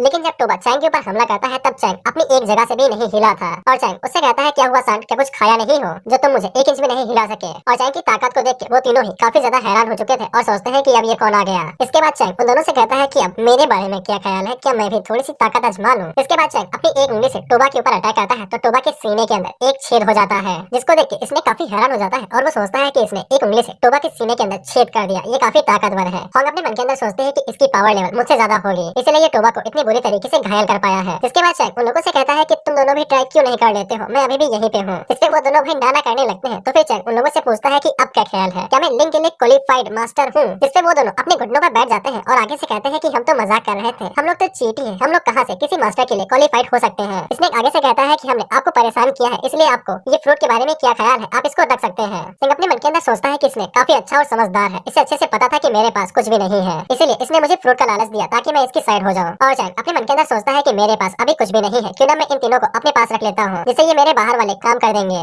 इस पे चैंग आगे से इमोर्टल फ्रूट को एक्सेप्ट कर लेता है और वो स्नेक से पूछता है कि उसको ये इमोर्टल फ्रूट कहाँ पे मिला है। इस पे स्नेक आगे से बताता है कि ये इमोर्टल फ्रूट 3000 साल पहले पाइथन सेक्टर ने लिया था एंशिएंट बोन्स माउंटेन के अंदर से, जो कि फॉरबिडन एरिया के 3000 किलोमीटर के अंदर के दायरे में आता है। और ये फ्रूट तब तोड़ लिया गया था जब वो इमोर्टल ट्री सबकी नजर में आया था और उस अकेले इमोर्टल ट्री को छोड़ के इस पूरे लोअर वर्ल्ड के अंदर ऐसा ट्री और कहीं भी नहीं पाया जाएगा क्योंकि ऐसे ट्री सिर्फ अपर वर्ल्ड में उग पाते हैं। लेकिन चैंग अपनी इस सोच में पड़ जाता है कि ऐसी कोई चीजें इस दुनिया में होती भी है जो कि फॉरबिडन एरिया के अंदर आती है और उसे लगता है कि जरूर इमोर्टल वहाँ पे कोई ना कोई छुपा हुआ होगा जो कि फॉरबिडन एरिया के अंदर रह रहा है। वहीं पे स्नेक अपने मन के अंदर सोचता है कि चैंग ने इमोर्टल फ्रूट को ले लिया है और उसने साथ में अपने सेट के बारे में भी बता दिया है जो कि काफी बड़ा सेट है, इसीलिए चैंग उसको जरूर बख्श देगा। इसके बाद चैंग सबसे पहले लिंक के पास जाता है और उसे कहता है कि तुम इस फ्रूट को खा लो लेकिन इसका जो बीज होगा वो तुम मुझे दे देना। इसके बाद लिंक चैंग को शुक्रिया कहती है और इस फ्रूट को खा जाती है। चैंग अपने मन के अंदर सोचता है कि ये तो बिल्कुल मेटावर्स की तरह हो रहा है कि ये फ्रूट सिर्फ अपर वर्ल्ड में उगेगा लेकिन इसकी पावर कुछ ज्यादा ही है, ये नॉर्मल बॉडी को इमोर्टल बॉडी में बदल भी सकता है। इसके बाद लिंक उस फ्रूट को खा लेती है और उसका जो कोर था वो चैंग को वापस कर देती है। चैंग अपने मन के अंदर सोचता है कि इस फ्रूट को जरूर डोमेन के अंदर उग जाना चाहिए। इसके बाद वो उस कोर को जमीन के अंदर डाल देता है। स्नेक आगे से कहता है मास्टर वो जो फ्रूट है ना वो सिर्फ अपर वर्ल्ड में उगता है क्योंकि उसके लिए वातावरण काफी ज्यादा जरूरी होता है, बीज को बोने से फल नहीं उगेगा और न ही पेड़ बाहर आएगा। और अपने मन के अंदर सोचती है कि उसने उसे बोया भी नहीं है, बस ऊपर से ही डाल दिया है। लेकिन उसी टाइम वहाँ पे रोशनी चमकती है और वो तीनों काफी ज्यादा हैरान हो जाते हैं कि पेड़ एक सेकंड में उग भी गया, उसके ऊपर कली भी आ गई और साथ ही में फल भी आ गया। इसके बाद चैंग उन तीनों से कहता है कि तुमने मुझे ये फ्रूट तो दिया है, लेकिन जो क्राइम तुम लोगों ने किया था ये उसकी भरपाई नहीं कर पाएगा।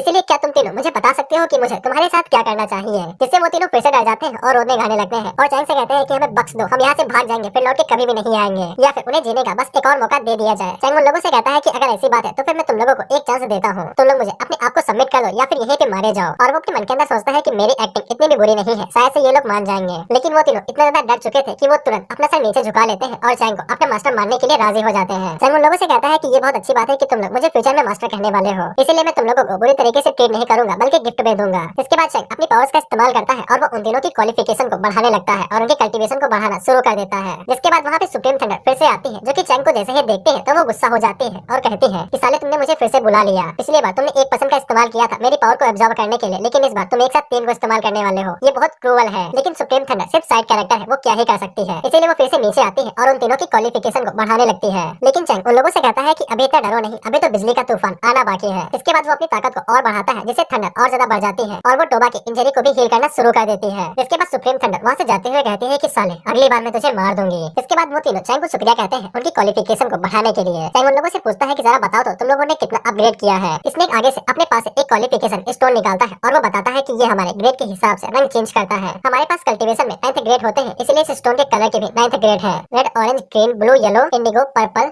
Black and glow. Red colour first grade को आधारित करता है और गोल्ड कलर 9th ग्रेड को। इसके बाद वो तीनों अपने क्वालिफिकेशन को चेक करते हैं, तब वो स्टोन ब्लैक का हो जाता है, यानी कि ये लोग 8th ग्रेड पे हैं और ये लोग पहले 6th ग्रेड पे थे। जिसके बाद वो सभी खुशी के मारे नाचने और गाने लगते हैं और कहते हैं कि मैं तो 8th ग्रेड पे आ गया। लेकिन चैंग उन लोगों से कहता है कि ये तो बस शुरुआत है, अगर तुम तीनों मुझे फॉलो करते हो तो फिर फ्यूचर में मैं तुम तीनों को 9th ग्रेड का भी बना दूंगा। वहीं पे लिंक अपने मन के अंदर सोचते हैं कि पता नहीं मेरी क्वालिफिकेशन क्या होगी, आपने मेरी पावर भी तो बढ़ाई थी। हम जल्दी से आगे बढ़ती है और वो लिंक को स्टोन देते हुए कहती है कि तुम इसका इस्तेमाल कर सकती हो। वहीं पे चैंग अपने मन के अंदर सोचता है कि उसने जब इन तीनों डिमंस की पावर को बढ़ाना शुरू किया था तब उसने काफी अच्छे से ध्यान दिया था कि वो सभी चीजों के ऊपर ध्यान दे और सभी लिविंग थिंग्स का यूज करे। लेकिन जब उसने लिंक की पावर को बढ़ाना शुरू किया था तब उसने जरा सा भी ध्यान नहीं दिया था और वो लगातार अपनी पावर को यूज करते हुए चला गया था। इसीलिए चैंग को भी नहीं पता था कि लिंक का क्वालिफिकेशन लेवल क्या होगा। इसके बाद लिंक उस स्टोन को अपने हाथों में लेती है तो उसका कलर चेंज होकर पहले रेड होता है, जिसके बाद वो सभी कलर चेंज होते हुए आखिर में गोल्ड हो जाता है। इसीलिए सभी को यकीन हो जाता है कि लिंक की क्वालिफिकेशन 9th ग्रेड की है। लेकिन अचानक से वो पत्थर फिर से नॉर्मल हो जाता है और वो अपने सारे कलर को छोड़ देता है, जिससे वो दोनों डिमंस भी काफी ज्यादा हैरान हो चुके थे क्योंकि पत्थर का कलर से गायब हो जाना ये कुछ ज्यादा ही अजीब था। इसीलिए सभी लोगों को यकीन हो जाता है कि लिंक के पास कोई भी कल्टीवेशन नहीं है। इसीलिए लिंक का भी आगे से रोने वाला मुंह बन जाता है, जिसके बाद वो चैंग के सामने रोना शुरू कर देती है और उससे कहते हैं मास्टर मेरी कल्टीवेशन चली गई। जिसपे स्नेक आगे से कहता है कि ऐसा भी हो सकता है कि लिंक की क्वालिफिकेशन अभी इमॉर्टल होगी और शायद से लिंक इमॉर्टल बन चुकी है। जिसपे लिंक आगे से एक्साइटेड हो जाती है और वो कहती है मास्टर तो फिर क्या मेरी क्वालिफिकेशन एक इमॉर्टल वाली हुई। जिसपे चैंग उसे कहता है कि ज्यादा उड़ो नहीं, ये बस छोटा सा इमॉर्टल क्वालिफिकेशन ही है। जिसपे चैंग उन लोगों को बताता है कि अपर वर्ल्ड के अंदर 9th ग्रेड के ऊपर भी कुछ ज्यादा क्वालिफिकेशंस होती है जो कि इमॉर्टल के ऊपर होती है। इसीलिए लिंक की क्वालिफिकेशन अभी एक इमॉर्टल की है और वो स्टोन इसे पता नहीं लगा पाया होगा। चैंग उन तीनों से वादा करता है कि अगर वो तीनों इसे फ्यूचर में इसी तरह से फॉलो करते रहेंगे तो इन तीनों के लिए इमॉर्टलिटी में जाना नामुमकिन नहीं होगा। वो तीनों भी अपने मन के अंदर यही सोचते हैं कि चैंग को बहुत ज्यादा नॉलेज है अपर वर्ल्ड के बारे में, इसीलिए चैंग जरूर अपर वर्ल्ड से ही आया होगा और वो तीनों उसे फॉलो करने के लिए मान जाते हैं। जिससे चैंग अपने मन के अंदर सोचता है कि मैं तो एक्टिंग करने में कुछ ज्यादा ही बादशाह हूँ, शाहरुख खान को हटा के मुझे लग लेना चाहिए। उसी टाइम पे स्नेक उन लोगों से कहता है कि लिंक पहले ही एक इमॉर्टल बनने के लिए क्वालिफाइड हो चुकी है, इसलिए स्नेक यहाँ से जिम्पा माउंटेन जाना चाहता है क्योंकि वहाँ पे ड्रैगन टर्की किंग रहता है और वो उसका इस्तेमाल लिंक को ऑफर करने के लिए करेगा। लेकिन उन दोनों को पता ही नहीं था कि असल में ड्रैगन टर्की किंग क्या होता है। जिसपे होंग उन दोनों को बताती है कि इमॉर्टल टर्की किंग असल में एक इमॉर्टल बेस्ड है जिसकी ब्लड लाइन किसी के अंदर है और उसका मीट काफी ज्यादा डिलीशियस होता है। इसलिए लिंक और मास्टर उसे खा लेंगे तो वो उनके लिए ज्यादा फायदेमंद रहेगा। इसकी बातें सुन के लिंक के मुंह के अंदर पानी आ जाता है और वो चैंग से पूछती है क्या मैं लेके आ जाऊँ। जिसपे चैंग उसे कहता है हाँ तुम जाओ, तुम लाने में ज्यादा बेहतर रहोगी। उसी टाइम में हम लोग कियान और उसके 2-3 चमचों को देखते हैं जो कि लिंक के ऊपर नजर रखे हुए थे। हम लोग देखते हैं कि लिंक उन दोनों बिस्ट को पकड़ लेते हैं जो कि असल में मुर्गी थे और वो शॉट के ऊपर खड़े होकर पूरी स्पीड के साथ इमॉर्टल टेंपल की तरफ आगे बढ़ रहे थे। उसी टाइम पे कियान और उसके 2-3 चमचे एक साथ लिंक के ऊपर हमला कर देते हैं और उससे कहते हैं और लिंक को चारों तरफ से घेर लेते हैं और उससे कहते हैं कि अगर तुम इमॉर्टल ट्रेजर हमारे हवाले कर देती हो तो फिर हम तुम्हारी बॉडी को बिना कुछ करे यहाँ से जाने देंगे। लिंक को एक ही झटके में पता चल जाता है कि जितने भी कल्टीवेटर्स यहाँ पे आए हुए हैं वो सभी सोल नासन रियलम पे हैं। इसके बाद लिंक कियान से कहती है कि कियान भूल चुका है कि वो कैसे डर के मारे यहाँ से भाग चुका था और उसके अंदर अभी भी इतनी हिम्मत बची हुई है कि वो दोबारा यहाँ पे चला आया है। और लिंक अपने मन के अंदर सोचती है कि वो अभी के लिए इन सभी के साथ एक साथ फाइट नहीं कर सकती है, इसलिए उसको तुरंत यहाँ से भागना होगा, नहीं तो वो मारी भी जा सकती है। लेकिन कियान आगे से अपने वेपन को बाहर निकालता है और वो लिंक के ऊपर हमला करके कहता है कि तुम्हें मारने के बाद मैं तुम्हें स्लेव बना लूंगा, जिसके बाद शॉर्ट के साथ मैं तुम्हारे मास्टर को भी उसको एक घोस्ट स्लेव बना लूंगा। लेकिन तभी हम लोग देखते हैं कि वो शॉर्ट गुस्से में आ जाती है, जिसके बाद वो आगे बढ़ती है और वो लिंक को एक गोल्डन कोर में कवर कर लेती है, जिससे कियान के अटैक का असर लिंक के ऊपर बिल्कुल भी नहीं होता है। और वो सभी लोग हैरान हो जाते हैं कि कियान कुछ दिनों पहले फाउंडेशन बिल्डिंग के अंदर थे, लेकिन वो कुछ ही दिनों के अंदर गोल्डन कोर रियलम की पीक पे आ चुकी है। और उनके जो एल्डर थे वो आपस में बात करते हुए कहते हैं कि इसका टैलेंट कुछ ज्यादा ही भयानक है और इसने ऊपर से हमारे सेट के खिलाफ गर्ज रखा हुआ है। अगर ये फ्यूचर में और ज्यादा ताकतवर हो जाती है तो इससे हमारे सेट को ज्यादा खतरा होगा। इसीलिए वो दोनों कियान से कहते हैं कि जल्दी से उसे मार दो और शॉर्ट को अपने हवाले कर लो। जिसके बाद कियान अपनी पावर को रिलीज करता है और वो लिंक के ऊपर पूरी ताकत से अटैक करने को आगे बढ़ता है, लेकिन इमोर्टल शॉर्ट जल्दी से आगे बढ़ती है और वो कियान के अटैक को ब्लॉक कर लेती है। इसके बाद कियान मौका देख के तुरंत वहाँ से भाग जाती है और सोचती है कि उसे तुरंत यहाँ से भागना पड़ेगा। लेकिन कियान इस बात से काफी ज्यादा हैरान हो चुका था कि लिंक ने उसके फुल पावरफुल अटैक को इतनी आसानी के साथ ब्लॉक कर लिया, जिसके बाद वो उसका पीछा करने लगता है। लेकिन इधर हम लोग देखते हैं कि वो तीनों मस्त बैठ के गेम खेल रहे थे, जहाँ पे वो तीनों तो लगातार हारते हुए जा रहे थे, लेकिन चैंग बार बार जीतता जा रहा था और वो खुद को कूल समझ रहा था। उसी टाइम पे चैंग उन लोगों से पूछता है कि लिंक को आने में और कितना देर लगेगा, उसे तो अब तक आ जाना चाहिए था। जिस पे होंग आगे से कहती है कि वो बस आती ही होगी, लंदन ज्यादा दूर नहीं है। लेकिन अचानक से उसे महसूस होता है कि लिंक की जो ब्रेथ है वो धीरे धीरे करके कम होने लगी है। चैंग आगे से कहता है कि मुझे लिंक की इतनी चिंता क्यों हो रही है, वो पहले ही गोल्डन पीक रियलम पे आ चुकी है। जब तक उसका सामना किसी नासन सोल रियलम वाले बंदे से नहीं हो जाता है तब तक उसे कुछ भी नहीं होगा। लेकिन उसी टाइम पे वो तीनों अपने मन के अंदर सोच रहे थे क्या उन्हें बता देना चाहिए कि लिंक की जो ब्रेथ है वो धीरे धीरे करके कम होने लगी है, शायद से वो खतरे में है। लेकिन होंग अपने मन के अंदर सोचते हैं कि शायद से मास्टर इस बात की उम्मीद कर रहे हैं कि लिंक उन सभी चीजों को खुद ही संभाल लेगी। उसी टाइम पे हम लोग लिंक को देखते हैं जो कि भागते हुए टेंपल के पास ही आ चुकी थी और वो थोड़ा सा खुश हो जाती है। लेकिन उसी टाइम पे हम लोग देखते हैं कि कोई लिंक के ऊपर एक जोरदार पाम अटैक करता है, जिससे लिंक काफी ज्यादा घायल हो जाती है और वो नीचे गिर जाती है। वह पता चलता है कि लिंक के ऊपर अटैक करने वाली असल में एक लीडर थी, जो कि घोस्ट बन सेक्ट की एक सुप्रीम एल्डर थी। और वो बताती है कि लिंक उसके पाम के नीचे है, भले ही वो मरी ना हो लेकिन वो ज्यादा देर तक जिंदा नहीं रहेगी। इसके बाद वो कियान से कहती है कि वो जल्दी से जाकर ट्रेजर को ले ले और उसके सोल को वापस ले जाए उसे एक घोस्ट स्लेव बनाने के लिए। लेकिन उसी टाइम पे हम लोग शॉर्ट को देखते हैं जो कि तुरंत वहाँ से भागने की कोशिश करने लगती है, लेकिन वो लड़की जल्दी से आगे बढ़ती है और वो शॉर्ट को पकड़ लेती है और उसे भी शॉर्ट की भयानक ताकत महसूस होती है और वो सोचती है कि लिंक ने अभी तक इसे कैसे रोक रखा था। उसी टाइम पे हम लोग कियान को देखते हैं जो कि लिंक के पास जाता है और वो उससे कहता है कि अब तुम मर सकती हो। इसके बाद वो लिंक के ऊपर हमला करता है और हम लोग देखते हैं कि किसी का खून उठता है, लेकिन हमें बाद में पता चलता है कि वो खून असल में कियान का ही था। दरअसल वहाँ पे वो तीनों डीमन आ चुके थे और हाँ कियान के ऊपर हमला करते हुए कहते हैं कि तुम्हें किसने हिम्मत दी है कि तुम मास्टर की डिसाइपल के ऊपर हमला कर सकते हो। टोबा अपनी पावर को रिलीज करते हुए कहता है कि तुमने मास्टर के शिष्य को हाथ लगाया है, अब मास्टर तुम्हारी जान ले लेंगे। उसी टाइम पे वहाँ पे स्नेक भी आ जाता है जो कि कियान से कहता है कि ऐसा लगता है कि तुम ज्यादा जीना नहीं चाहते हो। उसी टाइम पे लिंक को होश आ जाता है जो कि होंग से पूछती है क्या मास्टर ने उसे यहाँ पे आने के लिए कहा था, जिसपे होंग बताती है कि हाँ मास्टर ने ही कहा था और उसी ने ऑर्डर दिए थे। हमें बाद में पता चलता है कि होंग ने ज्यादा वेट नहीं किया था और उसने तुरंत ही बता दिया था कि भले ही लिंक के लिए ये टेस्ट हो लेकिन तभी उसे इतना आगे बढ़ने की जरूरत नहीं है और उसकी ब्रेथ कमजोर से कमजोर होती जा रही है। इसीलिए चैंग ने उन्हें तुरंत ऑर्डर दे दिया था कि वो जाके लिंक को देखें कि उसकी हालत कैसी है। इधर हम देखते हैं कि कियान उन तीनों डीमन से कहता है कि यहाँ पे 3 सुप्रीम एल्डर है और उनके होते हुए उनमें से कोई भी कियान को नहीं मार सकेगा। उसी टाइम पे वो लड़की भी आगे से कहती है कि मैं यहाँ की सुप्रीम एल्डर हूँ और मेरे होते हुए मेरे सेट को कोई भी कुछ नहीं कर सकता है। उसी टाइम पे हम लोग चैंग को देखते हैं जो कि माइक से चिल्ला के कहता है कि जल्दी हटो वहाँ से और जिस किसी ने भी मेरे लोगों को छूने की जरूरत की है उन्हें मार दो। फिर हम लोग देखते हैं कि टोबा और स्नेक दोनों अपनी डीमन फॉर्म में आ जाते हैं और उसी के साथ टोबा सुप्रीम एल्डर के ऊपर एक जोरदार अटैक करता है और उसके ब्रूटल फोर्स की वजह से सुप्रीम एल्डर पीछे खिसक जाते हैं। इधर हम लोग चैंग को देखते हैं जो खुद को दोष देने लगता है कि उसे लिंक को वहाँ पे भेजने ही नहीं देना चाहिए था, नहीं तो लिंक को इस तरह की चीजें सहनी न पड़ती। और वो अपने मन के अंदर सोचता है कि वो एक लूजर है, उसके पास एक्सटर्नल बॉडी है, अगर वो थोड़ा सा भी कल्टीवेट कर पाता तो फिर वो लिंक को प्रोटेक्ट कर सकता था और ओल्ड मैन को भी। उसके जैसा लूजर कुछ भी नहीं कर सकता है। लेकिन बाद में चैंग खुद को थप्पड़ मार के याद दिलाता है कि अभी समय खुद को कोसने का नहीं है, उसे तुरंत के तुरंत अपने डोमेन को एक्सपेंड करना होगा ताकि वो सभी की रक्षा कर सके। इसके बाद चैंग वहाँ पे फील्ड पॉइंट का इस्तेमाल करता है और वो अपने डोमेन के साइज को बढ़ा कर देता है। उसी टाइम पे हम लोग कियान को देखते हैं जो कि अपने मन के अंदर सोचता है कि उसके पास यहाँ पे 3 सुप्रीम एल्डर है जिनके साथ वो अभी तक बैटल को होल्ड करे हुए हैं, नहीं तो वो अपनी गोल्डन कोर पीक रियलम के साथ भी इस बैटल को 1 सेकंड के लिए रोक भी ना पाता। उसी टाइम पे हम लोग देखते हैं कि वो तीनों डीमन धकाधक एक दूसरे के साथ फाइट कर रहे थे और जितने भी सुप्रीम एल्डर थे उन सभी को धूल चटा रहे थे। उसी टाइम पे हम लोग देखते हैं कि डोमेन के बड़े हो जाने की वजह से लिंक एक कोर के अंदर आ चुकी थी, लेकिन उसी टाइम पे कियान शॉट लेके आगे बढ़ता है और वो अपने मन के अंदर सोचता है कि वो तीनों डीमन लिंक को बचाने की कोशिश कर रहे हैं। अगर कियान उसे बंदी बना लेता है तो फिर वो आसानी के साथ उन तीनों डीमंस को कंट्रोल कर लेगा और उन्हें मार देगा। लेकिन उसी टाइम पे चैंग उसको आगे बढ़ते हुए देख लेता है और वो तुरंत आगे की तरफ बढ़ता है और वहीं से चिल्ला के कहता है कि बुढ़े तुझे किसने इतनी हिम्मत दी है कि तू इतना आगे बढ़ चुका है। जिसे कियान काफी ज्यादा घबरा जाता है और वो सोचता है कि ये साला कब यहाँ पे पहुंच चुका, मैंने तो इसकी ब्रेथ को महसूस ही नहीं कर पाया। उसी टाइम पे इमोर्टल शॉट भी आगे बढ़ती है जो कि अपनी शेप को चेंज कर लेती है और वो एक ग्लव में बदल जाती है जिसको चैंग अपने हाथों में पहन लेता है। इसके बाद चैंग उसकी थोड़ी सी तारीफ कर देता है और कहता है कि तुम तो मेरे मन को भी रीड कर सकती हो, मुझे लगा कि मैं तुमको ग्लव की तरह इस्तेमाल कर सकता हूँ। जिससे वो शॉट थोड़ा सा खुश हो जाती है, लेकिन चैंग उसकी बेइज्जती भी कर देता है कि मैंने तुमको गलत समझ लिया, तुम उतनी ताकतवर नहीं हो। कियान जैसे ही देखता है कि चैंग इमोर्टल शॉट की शेप और उसकी विल को भी कंट्रोल कर सकता है तब उसकी फट जाती है और सोचता है कि भागने का टाइम आ चुका है। लेकिन चैंग उसे कहता है कि तुम कहाँ पे भाग रहे हो मेरे लोगों को इतना ज्यादा नुकसान पहुंचाने के बाद। इसके बाद चैंग कियान के ऊपर इतनी जोर से घूसा मारता है और वो इतनी ज्यादा पावर को रिलीज करता है कि कियान की बॉडी के चीथड़े उड़ जाते हैं और उसकी बॉडी का एक कतरा भी नहीं बचता है। इसके बाद चैंग कियान को इसी तरह से खत्म कर देता है और वो लिंक की बॉडी लेके फिर से वापस जाने लगता है। लेकिन हम लोग देखते हैं कि कियान अभी तक मरा नहीं था। उसकी भले ही बॉडी चिथड़े उड़ चुके हैं और उसकी बॉडी न बची हो, लेकिन उसकी सोल अभी भी बच चुकी होगी और उसे मन में ये लगता है कि जो चेंग है उसकी सोल को सेंस नहीं कर पा रहा है, इसलिए वो अभी तक इतनी जिंदा है। लेकिन बाद में उसे पछतावा होने लगता है कि उसने हजारों साल की कल्टीवेशन को ऐसे ही जाया कर दिया, क्योंकि बॉडी के चले जाने के बाद वो बस सोल ही बचा है, उसके पास कोई भी कल्टीवेशन नहीं है। लेकिन उसी टाइम पे कियान को इंटरनल बॉडी की महक आती है और जब वो पीछे मुड़ के देखता है तब उसे पता चलता है कि चेंग के पास इंटरनल बॉडी है और उसे याद था कि जो भी इंटरनल बॉडी वाले ओनर होते हैं उनके पास कल्टीवेशन नहीं होती है। इसीलिए कियान अपने मन के अंदर सोचता है कि भले ही चेंग उसे अभी के अभी मार सकता है, लेकिन उसके पास अभी भी मौका रहेगा कि वो इंटरनल बॉडी को खा सकता है। इधर चेंग लिंग को पेड़ के नीचे लिटा देता है और जब वो चेक करता है तब लिंग की इंजरी कुछ ज्यादा ही सीरियस थी, जिसके बाद वो अपने पास एक पिल निकालता है जो वो लिंग को खिला देता है, जिसके बाद लिंग की बॉडी धीरे धीरे करके रिकवर होने का लगती है और उसे होश आ जाता है। चेंग लिंग से माफी मांगता है कि उसने ही उसे चिकन लेने के भेज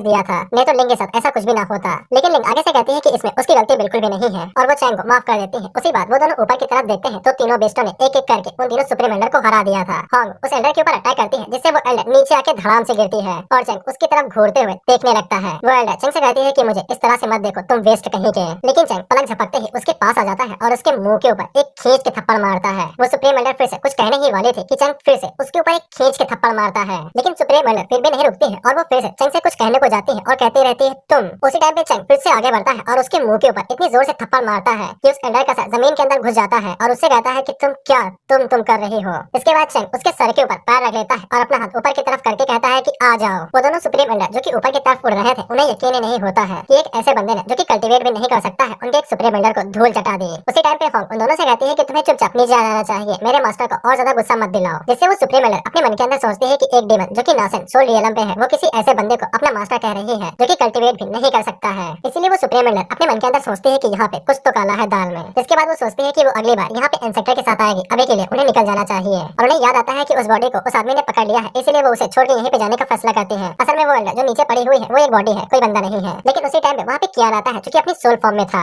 लेकिन वो सुप्रीम एल्डर उसे जरा सा भी भाव नहीं देती है और उसे कहती है कि तुम एक लूजर हो। इसके बाद कियान उन दोनों को बता देता है कि चेंग के पास इमॉर्टल बॉडी है, जिसे वो सुप्रीम एल्डर ललचा जाती है और सोचती है कि इमॉर्टल बॉडी जो कि काफी कीमती है। इसके बाद वो अपने तीसरे सुप्रीम एल्डर से पूछती है कि तुम क्या कहते हो, जिसपे वो सुप्रीम एल्डर आगे से कहता है कहना क्या है, हजारों सालों की कल्टीवेशन हमें एक दिन में ही मिल जाएगी, जिसके बाद हम लोग इमॉर्टल भी बन सकते हैं, इसीलिए चलो करके देखते हैं, हम उन सभी बेस्ट को संभाल सकते हैं। जिसपे वो एल्डर आगे से कहती है कि चेंग को पता ही नहीं है कि उसकी बॉडी क्या महत्व रखती है और वो एक इमॉर्टल बिल्कुल भी नहीं हो सकता है। जिसपे चेंग अपने मन के अंदर सोचता है कि आ जाओ, तुम बिल्कुल सही हो, मैं इमॉर्टल नहीं हूँ, मैं इमॉर्टल का भी बाप हूँ। जिसके बाद चेंग वहाँ पे जानबूझ के अपनी महक को रिलीज करने लगता है, जिससे वो दोनों सुप्रीम एल्डर ललचा जाते हैं और चेंग के ऊपर डायरेक्ट अटैक कर देते हैं। एक सुप्रीम एल्डर भागते हुए चेंग के ऊपर अटैक करता है और उसे कहता है कि मैं तुमको खा जाऊंगा। लेकिन वो सुप्रीम एल्डर जैसे ही चेंग के पास पहुंचता है तब चेंग उसके सर को पकड़ता है और उसे उठा के जमीन पे पटक देता है और ये धमाका कुछ ज्यादा ही जोरों से था। जिसके बाद चेंग वहाँ पे एक डीमन की तरह हंसना शुरू कर देता है, जिसके बाद वो उस सुप्रीम एल्डर को पकड़ता है और उस सुप्रीम एल्डर को जिस तरह से उठा के पटकता है और उसे दरिंदों की तरह मार देता है, उसको देख के होंग और टूबा की रूह कांप जाती है और उन्हें यकीन नहीं होता है कि ये उनका असली मास्टर है। चेंग इस बात से काफी ज्यादा उदास हो चुका था कि उसे फील्ड पर काफी ज्यादा कम मिले थे, जबकि उसने एक नासन सोल रियलम के बंदे को मारा था और जब उसने पिछली बार किसी गोल्डन कोल रियलम वाले बंदे को मारा था तब उसे ज्यादा पॉइंट मिले थे।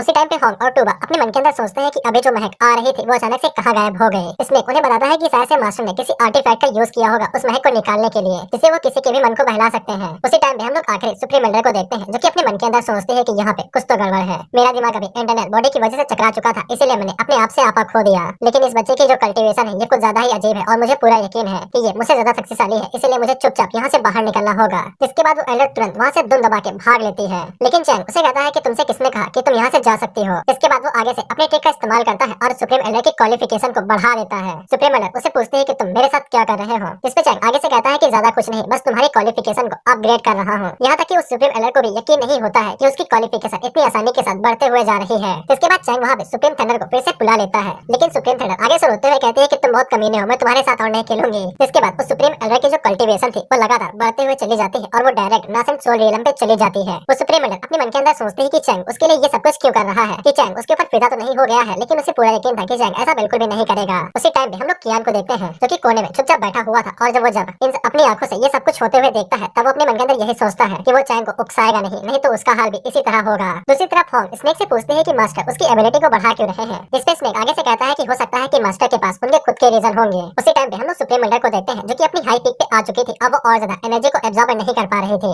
इसीलिए सुप्रीम थंडर रोते हुए कहते हैं कि तुम बहुत बुरे हो, तुम लोगों को बुली करते हो मेरी एनर्जी का यूज करके, इसलिए अब मैं तुम्हारे साथ नहीं खेलूंगी। मैं जा रही हूँ पापा को अपने सब कुछ बताने। जिसके बाद हम लोग देखते हैं कि उस सुप्रीम एल्डर की बॉडी इतनी एनर्जी को एब्जॉर्ब नहीं कर पाती है, जिसके बाद उसकी बॉडी एक गुब्बारे की तरह फट जाती है और चैंग इस खतरनाक तरीके से एक सुप्रीम एल्डर को फिर से मार देता है और उसे 2000 फील्ड पॉइंट मिलते हैं। चैंग अपने मन के अंदर सोचता है कि अगर वो इस तरह की ट्रिक का इस्तेमाल करेगा तो वो काफी आसानी से कई सारे फील्ड पॉइंट को इकट्ठा कर सकता है। उसी टाइम पे हम लोग पहले वाले सुप्रीम एल्डर को देखते हैं जिसको होश आ चुका था और चैंग जैसे ही उसकी तरफ मुड़ के देखता है तब वो डर के मारे कांपने लगती है और पीछे की तरफ हटते हुए कहती है कि मेरे पास मत आना और मुझे मारना नहीं। चैंग उसे कहता है कि मैं तुम्हें नहीं मारूंगा, मैं तो तुम्हें कल्टीवेशन बूस्ट देने वाला हूँ। लेकिन जब वो वहाँ पे सुप्रीम थंडर को फिर से बुलाता है तो इस बार सुप्रीम थंडर नहीं आती है, यानी कि उसने जो कहा था उसने कर दिखाया कि वो नहीं खेलेगी। और चैंग को ऐसा लगता है कि इस तरह की चीजें कभी कभी काम करती है और कभी कभी नहीं। लेकिन इसके बाद वो अपने हाथ का इस्तेमाल करता है और सुप्रीम एल्डर का गला काट के उसे ऐसे ही मार देता है और चैंग को 112 फील्ड पॉइंट मिलते हैं। उसी टाइम पे हम उन तीनों डीमंस को देखते हैं जो कि डर के मारे कांप चुके थे और वो अपने मन के अंदर सोचते हैं कि उन्होंने पूरी ताकत लगा दी उन तीनों सुप्रीम एल्डर से फाइट करने के लिए, लेकिन मास्टर ने उन्हें मक्खन की तरह मार दिया और यहाँ तक कि उन्हें कल्टीवेशन बूस्ट देके मारा। उसी टाइम पे सिस्टम चैंग को बताता है कि यहाँ पे एक बग मिला है कि चैंग थंडर का यूज करके किसी भी कल्टीवेशन को बढ़ा सकता है, लेकिन कल्टीवेशन को बढ़ाने के बाद थंडर 1 महीने का ब्रेक लेगी जिसके बाद वो फिर से आएगी। और सिस्टम चैंग को ये भी बता देता है कि यहाँ पे एक नया वर्जन मिला है जो कि वर्जन है 3.0।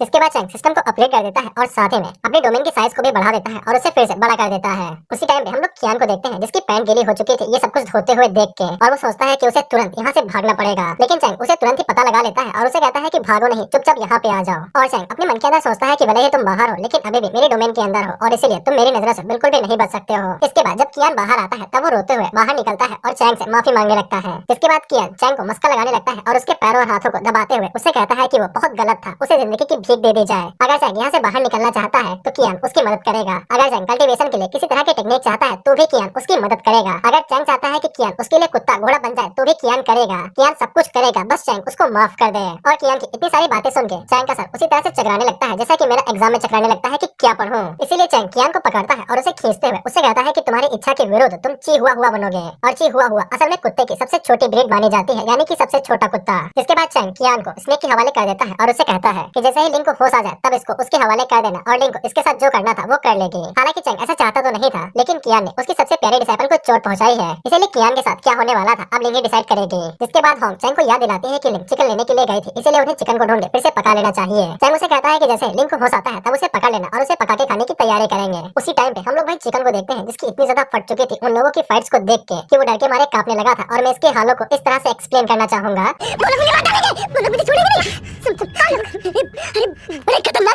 और इसी खतरनाक एक्सप्लेनेशन के साथ ये एपिसोड यहीं पे खत्म।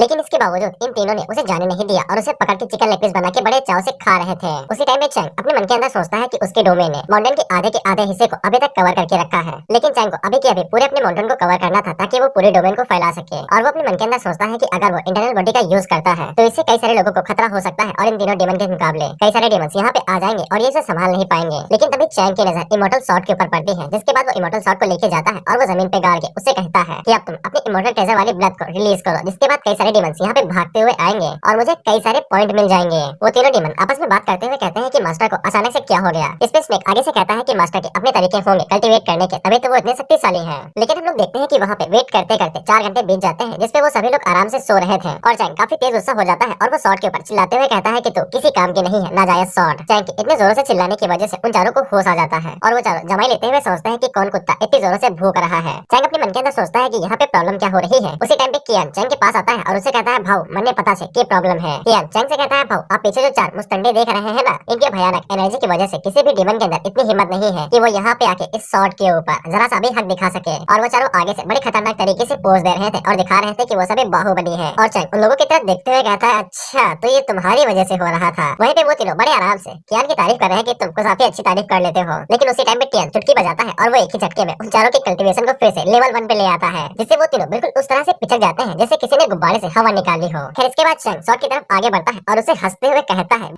तू तो गया बेटे। वो शॉट इतना ज्यादा डर जाती है कि डर के मारे तुरंत वहाँ से भाग जाती है, लेकिन चैंग उसको पकड़ लेता है और उसे कहता है कि जाओगे कहाँ पे। जिसके बाद वो शॉट को सेक्सी तरीके से बांध देता है और वो शॉट भी आगे से सेक्सी तरीके से आवाजें निकालने लगती है। और चैंग उसकी तारीफ करते हुए कहता है बहुत अच्छे, इसी तरह से ठरकी एनर्जी बाहर निकालते रहो जिससे सारे डीमन यहाँ पे भागते हुए आएंगे। हम लोग देखते हैं कि वो शॉट अपनी एनर्जी को रिलीज करती है तो आसपास के जितने भी डीमंस थे और उनके अंदर की हवस जाग उठती है और उनके मुंह के अंदर पानी आने लगता है और हम देखते हैं कि वहाँ पे कई सारे डीमंस इकट्ठा हो जाते हैं जो कि चैंग के इमॉर्टल टेंपल को चारों तरफ से घेर लेते हैं और बस हमला करने के लिए शुरू ही हो रहे थे। चैंग उनकी तरफ आगे बढ़ते हुए कहता है कि बहुत सही, आ गए, मुझे तुम्हारा ही इंतजार हो रहा था। इसके बाद चैंग अपनी पावर को रिलीज करता है और वो बस आगे से एक ही हमला करता है और आसपास जितने डीमन तुम्हें पहले दिख रहे थे वो सभी हवा में गायब हो जाते हैं और चैंग एक ही झटके में लाखों डीमंस को यूं ही मार देता है, जिसको देख के उन पांचों के भाई पसीने छूट जाते हैं और वो पांचों एक साथ अपने मन के अंदर यही सोचते हैं कि वो फ्यूचर में कभी भी चैंग को जरा सा भी नाराज नहीं करेंगे, नहीं तो क्या पता कब चैंग उनकी भी कह के ले ले। लेकिन सिस्टम चैंग को बताता है कि उसे सिर्फ 3400 ही फील्ड पॉइंट मिले हैं, जबकि उसने इतने सारे लाखों डीमंस को मारा था। इसीलिए चैंग सोचता है कि उसे सिर्फ नासेंट सोल रियलम के कल्टीवेटर्स को वही मारना पड़ेगा, तभी उसे काफी अच्छे पॉइंट मिलेंगे, नहीं तो वो ऐसे लाखों को मारता रहेगा लेकिन उसे जरा सा भी रिवॉर्ड नहीं मिलेगा। जिसके बाद वो शॉट की तरफ देखते हुए सोचता है, ऐसा लगता है कि जितने भी कल्टीवेटर्स ऊपर से आए थे वो सभी यहाँ पे नहीं पहुंचे हैं। इसके बाद चैंग पीछे मुड़ता है और उन तीनों डीमन से कहता है कि तुम्हारे लिए मेरे पास एक काम है, और चैंग उन लोगों से पूछता है कि आसपास के माउंटेन्स के आसपास तुम तीनों में से सबसे ज्यादा फेमस कौन है। इस पे स्नेक और हॉन्ग आगे से चिल्लाते हुए कहते हैं मैं। तो फिर चैंग उन लोगों से कहता है कि मुझे तुम्हारी बिल्कुल भी जरूरत नहीं है। इसके बाद वो टोबा से कहता है कि ये काम तुम्हारे लिए है, तुम्हें आसपास के डीमंस के पास जाना है और ये बात चारों जगह पे फैला देनी है कि इमॉर्टल सार्ड यहाँ पे रखी हुई है, और जैसे ही तुम्हारा ये काम पूरा हो जाएगा तो मैं तुमको बुरी तरीके से ट्रीट नहीं करूंगा। जिसके बाद चैंग अपने पास से 3 एलजीएस को बाहर निकालता है और वो टोबा को दे देता है और उसे कहता है कि ये तुम्हारा रिवॉर्ड हुआ। जिसके बाद अगला सीन एक हफ्ते बाद का होता है। हम लोग शॉर्ट सेट के सुप्रीम एल्डर और उसके मास्टर को देखते हैं और ये दोनों ही लिंक के ग्रैंडफादर और फादर है। सेक्टर मास्टर अपने सुप्रीम एल्डर से कहता है कि हमने सुना था कि कियानटो ने ये बताया था कि लिंक के हाथों में वो इमॉर्टल शॉट है और जितने भी इमॉर्टल्स हैं वो सभी ऊपर से नीचे आ चुके हैं। अगर लिंक के हाथों में वो शॉट देख ली जाती है तो इससे हमारे शॉट और लिंक को काफी ज्यादा नुकसान हो सकता है और पूरे सेट का खात्मा किया जा सकता है। इसीलिए कुछ भी दुविधा हो उससे पहले हमें ट्रेजर को वापस लौटा देना चाहिए। इसीलिए वो दोनों उड़ते हुए डायरेक्ट चैंग के टेंपल की तरफ आगे बढ़ने लगते हैं। उसी टाइम पे हम लोग चैंग को देखते हैं और चैंग चुपचाप आराम से बैठा हुआ अंगूर खा रहा था और कियान उसके पैर दबा रहा था। तभी चैंग को भी महसूस होता है कि उसके डोमेन के अंदर कोई तो आ गया है, इसीलिए वो उठ के काफी ज्यादा खुश हो जाता है। लेकिन कियान के उन दोनों की औरा से महसूस हो जाता है कि वो दोनों कौन है, इसीलिए वो चुपचाप वहाँ से खिसक लेता है क्योंकि उसे इस बात का डर था कि कहीं उन दोनों ने कुछ ज्यादा बक दिया तो चैंग उसे तुरंत के तुरंत ही मार देगा। इसके बाद चैंग भागते हुए जाता है और उन दोनों से पूछता है क्या वो दोनों यहाँ पे इमॉर्टल शॉट को छीनने के लिए आए हैं। लेकिन उसी टाइम पे टेंपल के अंदर से लिंक बाहर निकलती है जो कि टेंपल की साफ सफाई कर रही थी और वो जैसे ही अपने फादर और ग्रैंडफादर को देखते हैं तब वो काफी ज्यादा खुश हो जाती है। जिससे चैंग अपने मन के अंदर सोचता है, धत तेरे की, ये तो साले रिश्तेदार निकल गए, पैसे भी देके नहीं जाएंगे। एंड लिंक के फादर उसे कहते हैं कि उसे तुरंत के तुरंत 9 सेक्टर वापस चलना पड़ेगा इससे पहले कि आपदा आ जाए। लेकिन लिंक आगे से जाने से मना कर देती है और वो कहती है कि वो कहीं भी नहीं जाएगी। लिंक के फादर आगे से कहते हैं कि तुमने अभी मास्टर कहा, कौन है तुम्हारा मास्टर। इस पे चैंग आगे से अपनी तरफ इशारा करता है तो फिर लिंक के फादर कहते हैं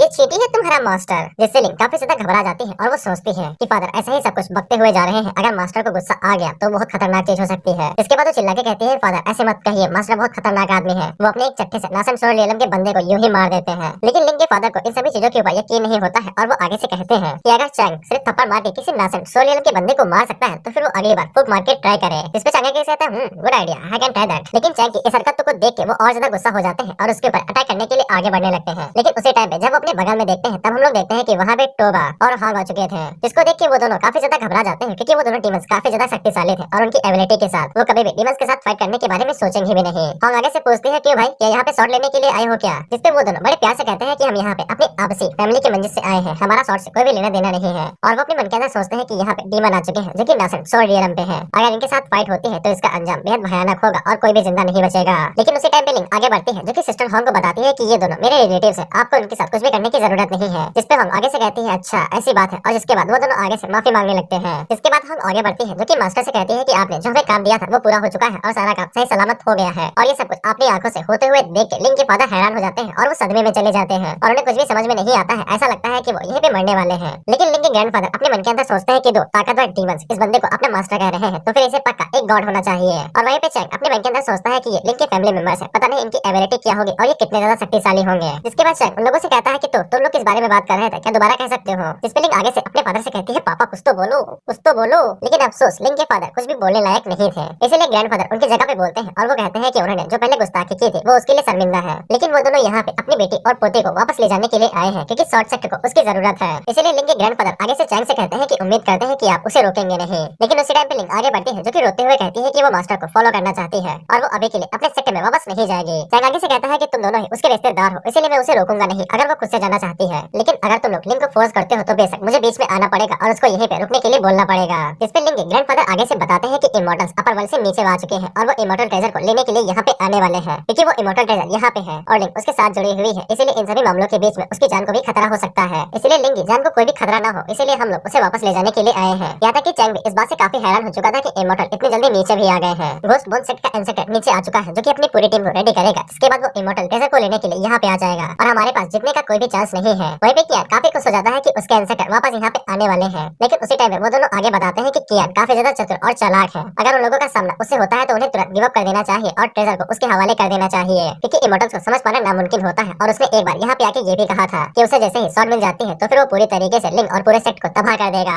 इससे कियान की आंखें बाहर आने लगती है और वो सोचता है कि सालो तुम लोग बहुत हरामी हो, मेरे बारे में उल्टा सीधा बता रहे हो। इसके बाद वो भागते हुए चंग के पास जाता है और उसके कंधे को दबाते हुए कहता है कि मैं तो आप ही का कुत्ता हूँ, मैं आपके साथ गद्दारी कैसे कर बे, आप ही बताइए, मैं तो पूरा टाइम आप ही के साथ ही रहता हूँ। और वो दोनों जैसे ही देखते हैं कि कियान को पहले ही मार दिया गया है और वो अपनी सोल फॉर्म में है और वो चंग के कंधे दबा रहा है, तो वो दोनों और ज्यादा हैरान हो जाते हैं और सोचते हैं क्या चंग इतना शक्तिशाली है कि वो इमोर्टल के साथ भी मुकाबला कर सकता है। और इसने अभी अभी लिंग को अपनी फैमिली कहा था, जिसका मतलब ये हुआ कि हम लोग भी इसकी फैमिली मेंबर्स में से एक हुए हैं। लेकिन उन दोनों को अभी भी लिंग की काफी ज्यादा चिंता हो रही थी और वो दोनों अभी भी यही बारे में सोच रहे थे कि उन्हें लिंग को यहाँ पे छोड़ के जाना चाहिए या फिर नहीं जाना चाहिए। चंग उन दोनों से कहता है ऐसा लगता है कि तुम दोनों अभी भी मेरे ऊपर शक कर रहे हो, तो फिर 2 मिनट के लिए वेट करो, अभी कुछ ही देर में यहाँ पे कुछ मेहमान आने वाले हैं और देखना कि मैं उनकी मेहमान नवाजी कैसे करता हूँ। इसके कुछ ही देर बाद हम लोग देखते हैं कि आसमान में कई सारे डीमंस आ जाते हैं जो कि सोल्ड नासिम रियलम पे थे और वो सभी हम से कहते हैं कि तुमने कहा था कि यहाँ पे ट्रेजर है और साथ ही में इंटरनल बॉडी वाला बंदा भी है, तो क्या बता सकती हो कि वो कहाँ पे है। हम उन लोगों से कहती है कि हाँ मैंने तुम लोगों के लिए दावत बिछा के रखी है, नीचे तो आओ। लेकिन उसी टाइम पे वो दोनों इतने सारे डीमंस को देख के काफी ज्यादा घबरा चुके थे, क्योंकि उन दोनों ने कभी भी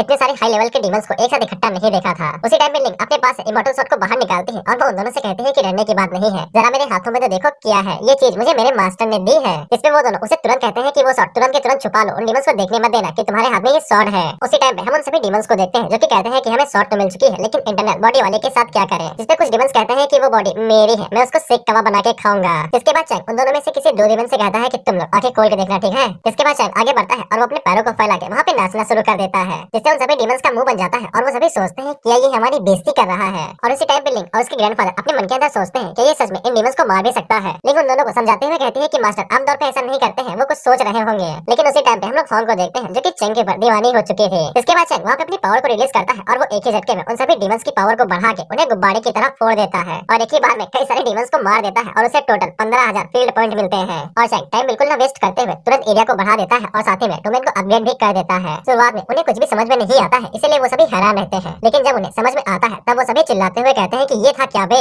क्या उसने अभी सच में लॉ ऑफ पावर का यूज किया था, जिसकी मदद से उसने उन सभी डीमंस की पावर को बढ़ा के उन्हें गुब्बारे की तरह फोड़ दिया। फिर वो दोनों एक दूसरे से मन के अंदर बात करते हुए कहते हैं कि ये सच में एक इमोर्टल बन चुका है। इस पे लिंक के ग्रैंडफादर बताते हैं कि अगर इमोर्टल अपर वर्ल्ड से लोअर वर्ल्ड के अंदर आते हैं तब उनकी पावर को सरपास कर दिया जाता है लॉ की वजह से, इसीलिए वो चाहे जितने भी शक्तिशाली हो जाए लेकिन वो नीचे आने के बाद किसी की भी ताकत को नहीं बढ़ा सकते हैं और न ही लॉ की पावर का यूज कर सकते हैं। तो फिर लिंक के फादर आगे से कहते हैं कि वो बड़ी आसानी के साथ लॉ की पावर का इस्तेमाल कर सकता है। जब हमने उसे इमोर्टल के बारे में बताया तब भी वो डरा नहीं, तो फिर क्या इसका मतलब ये हो सकता है कि वही लेजेंडरी इमोर्टल स्लेयर है। वहीं पे चैंग अपने मन के अंदर सोचता है कि यही तो असली फायदा है मांगा मानवा पढ़ने का, सब कुछ कूल लग रहा है। अगर मेरा बस चले और मेरे पास फेल पॉइंट हो तो मैं इस पूरी दुनिया को अपने कंट्रोल में कर लूं और इस पूरी दुनिया को अपनी उंगलियों पे नचाऊं। दरअसल वो सभी लोग डोमेन के अंदर है, तो डोमेन के अंदर जितनी भी चीजें होती हैं उन सभी को चैंग सुन सकता है, इसीलिए वो चाहे मन में बात करे या फिर बोल के चैंग उन्हें आसानी के साथ सुन सकता है। उसी टाइम पे सिस्टम चैंग को बताता है कि उसका अपग्रेडिंग पूरा हो चुका है और इसका सिस्टम नया बन चुका है और साथ ही में सिस्टम के अपग्रेड होने की वजह से चैंग को एक नई स्किल भी मिली थी जिसका नाम है true solution of immortal path. उसी के बाद हम लोग देखते हैं कि चैंग की बॉडी से उसका इमोर्टल एसेंस यानी कि उसकी इंटरनल सेंट वो काफी जोरों से बाहर बहने लगती है, जिससे जितने भी लोग आसपास थे वो सभी दीवाने होने लगते हैं और चैंग को भी समझ में नहीं आता है कि उसकी इंटरनल बॉडी इतनी अचानक से बाहर क्यों निकलने लगी है और उसकी सील के साथ क्या हुआ। उसी टाइम पे वो सभी लोग उसके ऊपर झपट्टा मार देते हैं और उसे खाने के लिए आगे बढ़ने लगते हैं, लेकिन चैंग अपनी पावर का इस्तेमाल करता है और उन्हें दबा के नीचे गिरा देता है और उसे समझ में नहीं आता है कि उसकी सील के साथ क्या हो गया है, वो इतनी जल्दी गायब नहीं हो सकती थी। इसके बाद चैंग के सामने सिस्टम की विंडो आती है और सिस्टम उसे बताता है कि ऐसा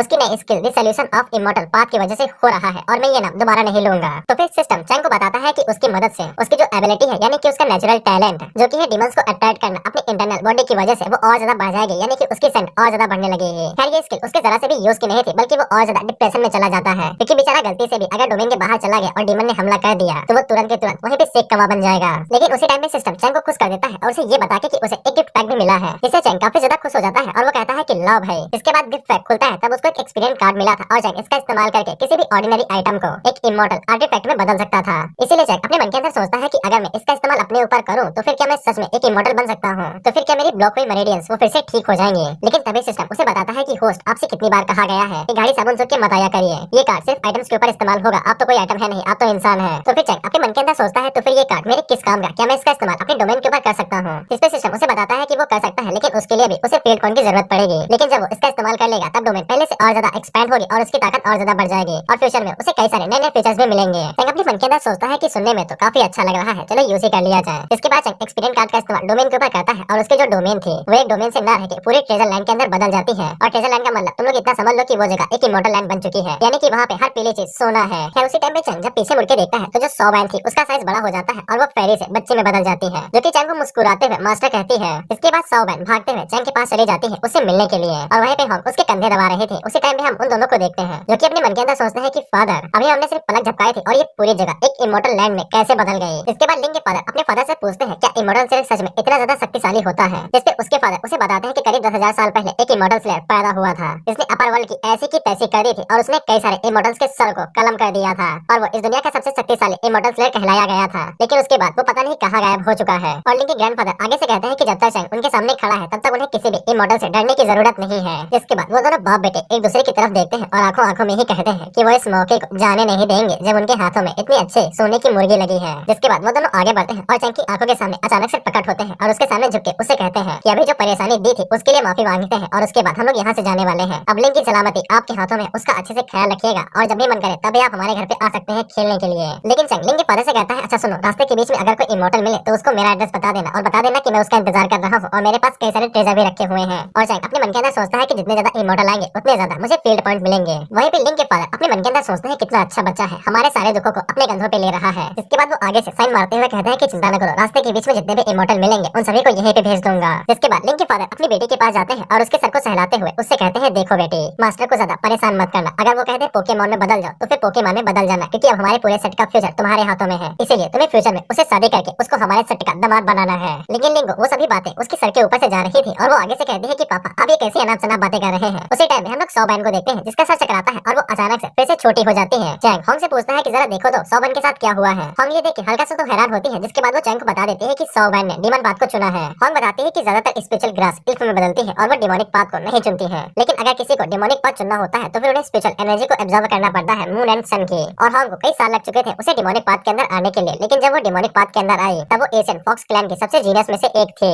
लेकिन सॉबैन को सिर्फ एक दिन भी नहीं लगा और उसने डिमोनिक पाथ को बड़ी आसानी के साथ चुन लिया है। सॉबैन अपनी फिगर को अभी के लिए मेंटेन नहीं कर पा रही है क्योंकि उसकी स्पिरिचुअल एनर्जी अभी सही से संतुलित नहीं हुई है। लेकिन सॉबैन का जो टैलेंट है वो पियरलेस है, वो जीनियस में से भी जीनियस है। लेकिन जब एक बार सॉबैन अपनी स्पिरिचुअल एनर्जी को सही से एब्जॉर्ब कर लेगी और वो अपनी स्पिरिचुअल एनर्जी को मेंटेन करना सीख जाएगी, तब उसकी बॉडी फिर से चेंज होने लगेगी और वो एक नई शेप में आ जाएगी। जिससे चैंग के मन के अंदर एक विजन झम से आता है, जहाँ पे सॉबैन फिर से बड़ी हो चुकी थी और वो चैंग से कहती है थक चुकी हो, आ जाओ मेरी गोद में लेट के आराम कर लो। जिसको सोच के चैंग अपने मुंह के ऊपर तिरछी मुस्कान देता है, बिल्कुल इस मीम की तरह। जिसके बाद चैंग होंग से कहता है कि होंग भी एक डिमन है, इसीलिए सॉबैन की एक्सरसाइज और उसकी स्पिरिचुअल एनर्जी की जितनी भी जिम्मेदारी है वो सभी होंग के ऊपर जाती है, क्योंकि होंग चैंग की सबसे फेथफुल सबॉर्डिनेट में से एक है। जिसे होंग को एक बहुत बड़ा झटका लगता है और वो अपने मन के अंदर सोचती है सबसे ट्रस्टेड सबॉर्डिनेट, और वो अपने मन के अंदर सोचती है कि मास्टर के पास भी कमाल का टैलेंट है, वो सॉबैन को खुद ही ट्रेनिंग दे सकते हैं और उसे एक अच्छा डीमन बना सकते हैं। लेकिन होंग अपने मन के अंदर सोचती है कि चैंग उसका टेस्ट लेने वाला है, क्योंकि भले ही होंग एक डीमन हो लेकिन उसके पास इतना अच्छा माना नहीं रहता है कि वो किसी को ट्रेनिंग दे सके। लेकिन चैंग ने फिर भी उसे ऐसा काम दिया है जो वो नहीं कर सकती है, शायद से चैंग उसका टेस्ट लेना चाहता है। और वो आगे से कहती है कि वो भले ही सॉबैन को सही से ट्रेनिंग करवा ना सके, लेकिन वो अपनी पूरी कोशिश करेगी कि सॉबैन बहुत अच्छे से सीख सके।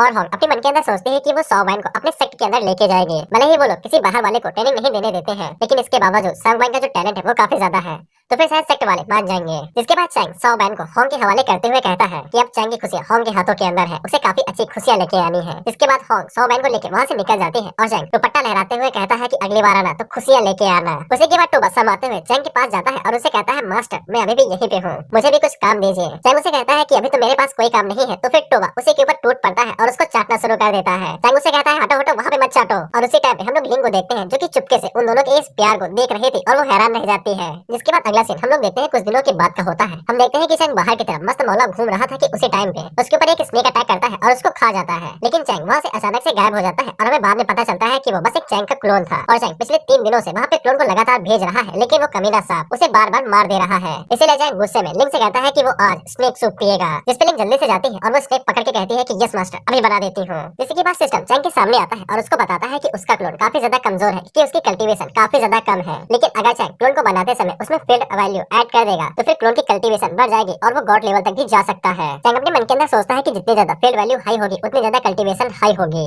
और क्लोन बिल्कुल चैंग की तरह ही होता है, बिल्कुल शीशे की तरह। और जब एक बार क्लोन मर जाता है तो फिर उसकी सिर्फ यादें रह जाती हैं जो कि एक्सपीरियंस की तरह होती है। जिसपे चैंग बेड के ऊपर उछलते हुए सोचता है कि फील्ड वैल्यू काफी ज्यादा कम है, लेकिन जैसे ही इमॉर्टल यहाँ पे आ जाएंगे तो चैंग उन्हें मार के फील्ड वैल्यू इकट्ठा करेगा, जिसके बाद वो सफर के ऊपर निकल जाएगा। लेकिन उसी टाइम पे हम लोग देखते हैं कि उन दोनों को डिमोनिक एनर्जी महसूस होती है और उन्हें पता चल जाता है कि कोई दूसरा डिमन उनकी तरफ आगे बढ़ रहा है। जिसके बाद हम लोग देखते हैं कि वहाँ पे एक फॉक्स डिमन आती है जो कि दिखने में पूरी व्हाइट थी, बस थोड़े से बालों कलर को छोड़ के। चैंग और लिंग जैसे ही उसको देखते हैं तो वो दोनों दीवाने हो जाते हैं। लिंग कहती है कि इसकी टांगे कितनी सफेद है भाई, और वहीं पे चैंग तो उसके ऊपर फिदा हो चुका था, जिसके बाद वो अपने मुंह के अंदर गुलाब रखता है और उस फॉक्स के ऊपर लाइन मारते हुए कहता है कि चलते क्या 9 से 12। खैर वो फॉक्स ज्यादा नहीं उछलती है और वो अपना नाम बाई युए बताती है और चैंग को बताते हैं कि उसे होंग ने यहाँ पे खुद भेजा है। चैंग उसे पूछता है कि होंग यहाँ पे क्यों नहीं आई है, तो फिर बाई युए चैंग को बता देती है कि होंग जेल के अंदर डाल दिया गया है, जिससे चैंग हल्का सा नाराज हो जाता है और वो कितना नाराज हुआ है ये तुम देख ही सकते हो। उसी टाइम पे हम लोग शॉर्ट सेट को देखते हैं जो कि निंग का सेट है। हम लोग देखते हैं कि 12 के 12 इमॉर्टल ने वहाँ पे हमला कर दिया था और सभी लोगों को मार दिया था। इसके बाद वो लोग उन लोगों से पूछते हैं कि जरा ये बताओ कि इमॉर्टल शॉर्ट कहाँ पे है। लिंग के ग्रैंडफादर अपने मन के अंदर सोचते हैं कि वो कभी भी नहीं बता सकते हैं चैंग के बारे में, लेकिन उसी टाइम पे एक इमॉर्टल आगे बढ़ता है जो कि सोल सर्च टेक्निक का इस्तेमाल करता है और उसे लिंग के ग्रैंडफादर की मेमोरी से पता चल जाता है कि चैंग कहाँ पे है और उसे इमॉर्टल स्लेयर के बारे में भी पता चल जाता है। और सोल सर्च टेक्निक इस्तेमाल करने का एक साइड इफेक्ट होता है, या तो पर्सन पागल हो जाएगा या फिर वो मारा जाएगा। लेकिन वो सभी लोग सोचते हैं कि इमॉर्टल स्लेयर तो हजारों सालों पहले ही गायब हो चुका था और उन्हें पूरा यकीन था कि लोअर वर्ल्ड के अंदर उनका अपोनेंट कोई भी नहीं है, वो लोग यहाँ पे बाहुबली है और किसी को भी पेल सकते हैं। खैर वो लोग 9 शॉर्ट सेट को वजूद मिटा देते हैं, जिसके बाद वो सभी चैंग की तरफ आगे बढ़ने लगते हैं उसे इमॉर्टल शॉट लेने के लिए। जिसके बाद हम लोग एशियन फॉक्स सेट के मास्टर को देखते हैं जो कि एक फॉक्स डीमन एम्परर है और उनका नाम है निंगजो, और उन्हें भी पता चल जाता है कि इमॉर्टल लोअर वर्ल्ड के अंदर आ चुके हैं और उन्होंने तबाही मचाना शुरू कर दिया है। उसी टाइम पे वहाँ पे एक सर्वेंट आते हैं जो कि निंगजो से बताते हैं कि होंग यहाँ पे रहना नहीं चाहती है, इसीलिए उन्हें जबरदस्ती होंग को जेल के अंदर बंद करना पड़ा है, लेकिन वो निंगजो से मिलना चाहती है। वो सर्वेंट निंगजो से पूछती है कि वो लोग 100 बैन को अपने पास रख क्यों नहीं लेते हैं, और वैसे भी उसके पास कोई भी कल्टीवेशन नहीं है। जिसपे निंगजो आगे से कहती है कि तुम्हें भले ही नहीं दिखाई दे रहा है कि उसके पास कोई भी कल्टीवेशन नहीं है, लेकिन उसकी जो क्वालिफिकेशन है वो 9th ग्रेड को सरपास कर चुकी है और उसका जो ओरिजिन है वो बस एक नॉर्मली से घास से आता है जो कि एक जड़ी बूटी है, और हमारे पूरे डीमन क्लैन के अंदर उसके जैसा कोई भी नहीं है। और अगर एक बार उसने कल्टीवेट करना शुरू कर दिया तो फिर उसकी कल्टीवेशन स्पीड जितनी हाई होगी उसके बारे में कोई समझ भी नहीं सकता है। इससे हमारे सेट को डेवलप होने में कोई नुकसान तो नहीं होगा। जिसके बाद निंगजो उसे कहते हैं कि चलो गद्दारों से मिलते हैं जाके। जिसके बाद निंगजो होंग से जाके मिलती है तो उन लोगों ने होंग को एक जगह पे बांध के रखा था। निंगजो होंग से पूछती है क्या वो अभी भी सेट के अंदर नहीं रुकना चाहती है, जिसपे होंग आगे से हाँ कहती है और वो बताती है कि चैंग ने उसे मिशन दिया था और अगर वो लोग 100 बैन को अपने सेट के अंदर नहीं रखना चाहते हैं तो फिर वो लोग उन्हें जाने दें। लेकिन उसी टाइम में जितने भी सर्वेंट पीछे खड़े थे वो सभी होंग की बेइज्जती करने लगते हैं, ये कहते हुए कि उसने किसी इंसान को अपना मास्टर मान लिया है, लेकिन कोई भी इंसान उनका मास्टर नहीं बन सकता है। जिसके बाद वो सभी चैंग की बेइज्जती करने लगते हैं तो फिर होंग को गुस्सा आ जाता है, जिसके बाद वो अपनी पावर्स को रिलीज करते हुए आगे से कहती है कि उनके पास इतनी क्वालिफिकेशन नहीं है कि वो सभी चैंग की बेइज्जती कर सके।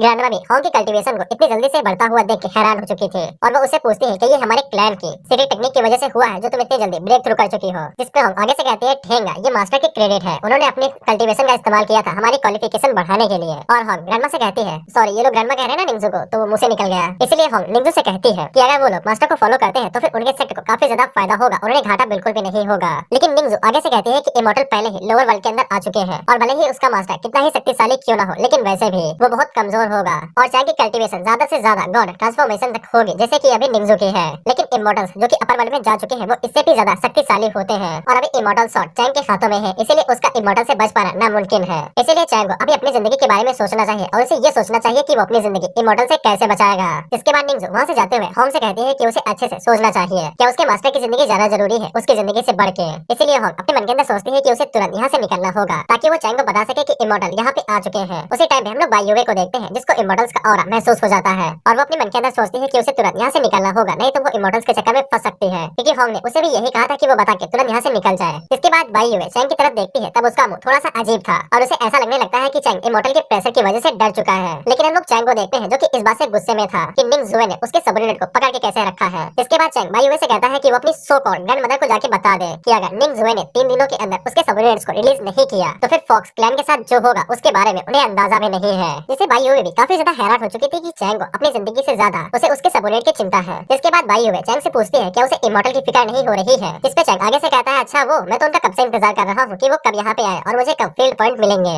उसी टाइम पे हम लोग निंगजुए को देखते हैं जो कि बड़े से पर्दे के अंदर देख रही थी कि कैसे इमॉर्टल एक माउंटेन से दूसरे माउंटेन के ऊपर उड़ रहे हैं और इमॉर्टल शॉट को ढूंढ रहे हैं और उसके पीछे जितने भी सर्वेंट थे उन सभी के डर के मारे गीली हो चुकी थी। इसलिए निंगजो अपने मन के अंदर सोचती है कि उसने बिल्कुल सही डिसीजन लिया था जो उसने सौ बैन और होंग को अपने पास बंद कर लिया है, क्योंकि अगर इमॉर्टल्स को पता चल जाता कि शॉट के चक्कर में डीमन सेट भी उनके साथ जुड़ा हुआ है तो इसे डीमन सेट के बहुत बुरे वाले लग सकते थे। इसलिए उसे पूरा नाज था कि उसने पूरी तरीके से सही डिसीजन लिया है। जिसके बाद हम लोग 12 के 12 इमॉर्टल्स को देखते हैं जो कि चैंग के टेरिटरी के पास पहुंच जाते हैं और वो लोग जैसे ही चैंग के डोमेन को अंदर देखते हैं तब वो काफी ज्यादा हैरान हो जाते हैं क्योंकि चैंग की पूरी डोमेन एक ट्रेजर लैंड में बदल चुकी थी और वहाँ पे इमॉर्टल फ्रूट भी थे और साथ ही में काफी ज्यादा इमॉर्टल एनर्जी भी बह रही थी। इसलिए घोस्टबोन सेट का इंसेक्टर अपने मन के अंदर सोचता है कि अगर वो इस पूरे ट्रेजर लैंड को अपने कब्जे में कर लेता है तो फिर वो कल्टीवेशन को काफी जल्दी बढ़ा सकता है और वो कई हजारों सालों की कल्टीवेशन एक दिन के अंदर पा सकता है। उसी टाइम हम लोग चैंग को देखते हैं जो कि अपने हाथों से दूरबीन बना के कहता है 1 2 3, हाँ पूरे टोटल 12 है। काफी अच्छे एक्सपीरियंस पॉइंट मिल जाएंगे। लेकिन हम लोग उसी टाइम पे लिंग्स और टोबा को देखते हैं जो कि काफी घबराए हुए थे इमॉर्टल के प्रेशर की वजह से। चैंग उन लोगों से कहता है डरते क्यों हो भाई, मेरे हूं ना, तुम लोग क्यों डरते हो। लेकिन उसी टाइम पे कोई चीज नीचे से आके धड़ाम से गिरती है और हमें पता चलता है कि वो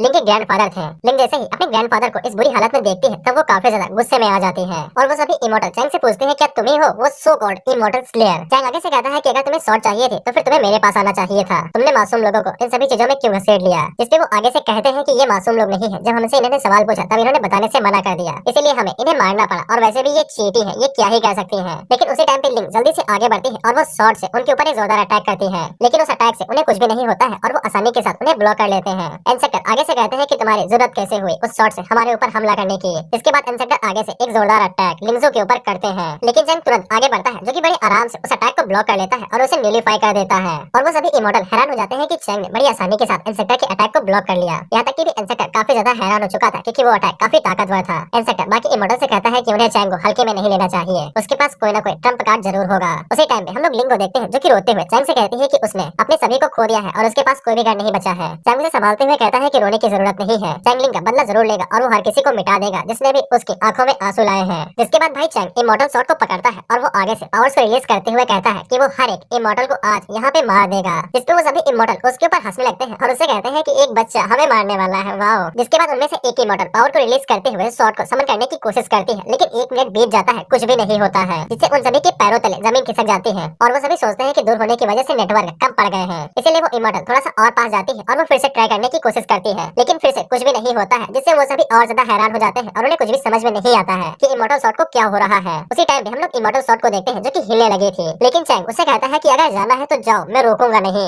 लेकिन वो स्वॉर्ड चैंग के हाथों से निकलती ही नहीं है, जिससे एक इमॉर्टल को काफी जोर से गुस्सा आता है और वो चैंग के ऊपर हमला करने के लिए आगे बढ़ रहा था। लेकिन एक इमॉर्टल उसे रोक देती है और वो बताते हैं कि चैंग कुछ ज्यादा ही अजीब है, इसीलिए उन्हें इंतजार करना चाहिए। इसके बाद वो लड़की एक बेहद खतरनाक टेक्निक का इस्तेमाल करते हैं जिससे पूरा आसमान गूंजने लगता है और वहाँ पे बिजलियां चमकने लगती है। इसके बाद हम लोग देखते हैं कि वहाँ पे सुप्रीम थंडर आती है जो कि इस बार कुछ ज्यादा ही खुश थे क्योंकि उसे इस बार चैंग ने नहीं बुलाया था, उस इमॉर्टल ने बुलाया था और इस बार सुप्रीम थंडर यहाँ पे किसी के टुकड़े टुकड़े करने के लिए आए थे। इसके बाद वो नीचे की तरफ जाते हुए सोचते हैं कि चलो देखते हैं कि कौन इस बार चॉप होने वाला है। लेकिन जैसे ही उसकी नजर चैंग के ऊपर पड़ती है तो वो काफी घबरा जाती है क्योंकि चैंग अभी भाई बाहुबली मोड में है, इसीलिए वो डर के मारे तुरंत वापस चली जाती है और कहती है कि उसका पेट खराब है, वो बाद में आएगी। जिसको देख के चैंग हंसने लगता है और वो आगे से बेइज्जती करते हुए कहता है कि मैंने तो सोचा था कि तुम्हारी ताकत कुछ ज्यादा ही महामहिम होगी, लेकिन तुम तो जरा से भी ताकतवर नहीं निकले। जिससे उन सभी इमॉर्टल्स के बाल जल जाते हैं और वो सोचते हैं कि ये कुछ ज्यादा ही उड़ रहा है। जिसके बाद तो इमॉर्टल आगे की तरफ भागते हुए चैंग के ऊपर हमला कर देते हैं। तो फिर चैंग आगे से इमॉर्टल स्वॉर्ड का इस्तेमाल करता है और वो सामने की तरफ से एक बेहद खतरनाक स्लैश उनकी तरफ मारता है। वो स्लैश इतना ज्यादा शक्तिशाली था कि वो सभी इमॉर्टल डर के मारे कांपने लगते हैं और तुरंत उस अटैक को अवॉइड कर लेते हैं। एक इमॉर्टल उनसे कहता है कि जल्दी से उस स्वॉर्ड को अवॉइड करो, नहीं तो तुम्हारे टुकड़े टुकड़े हो जाएंगे।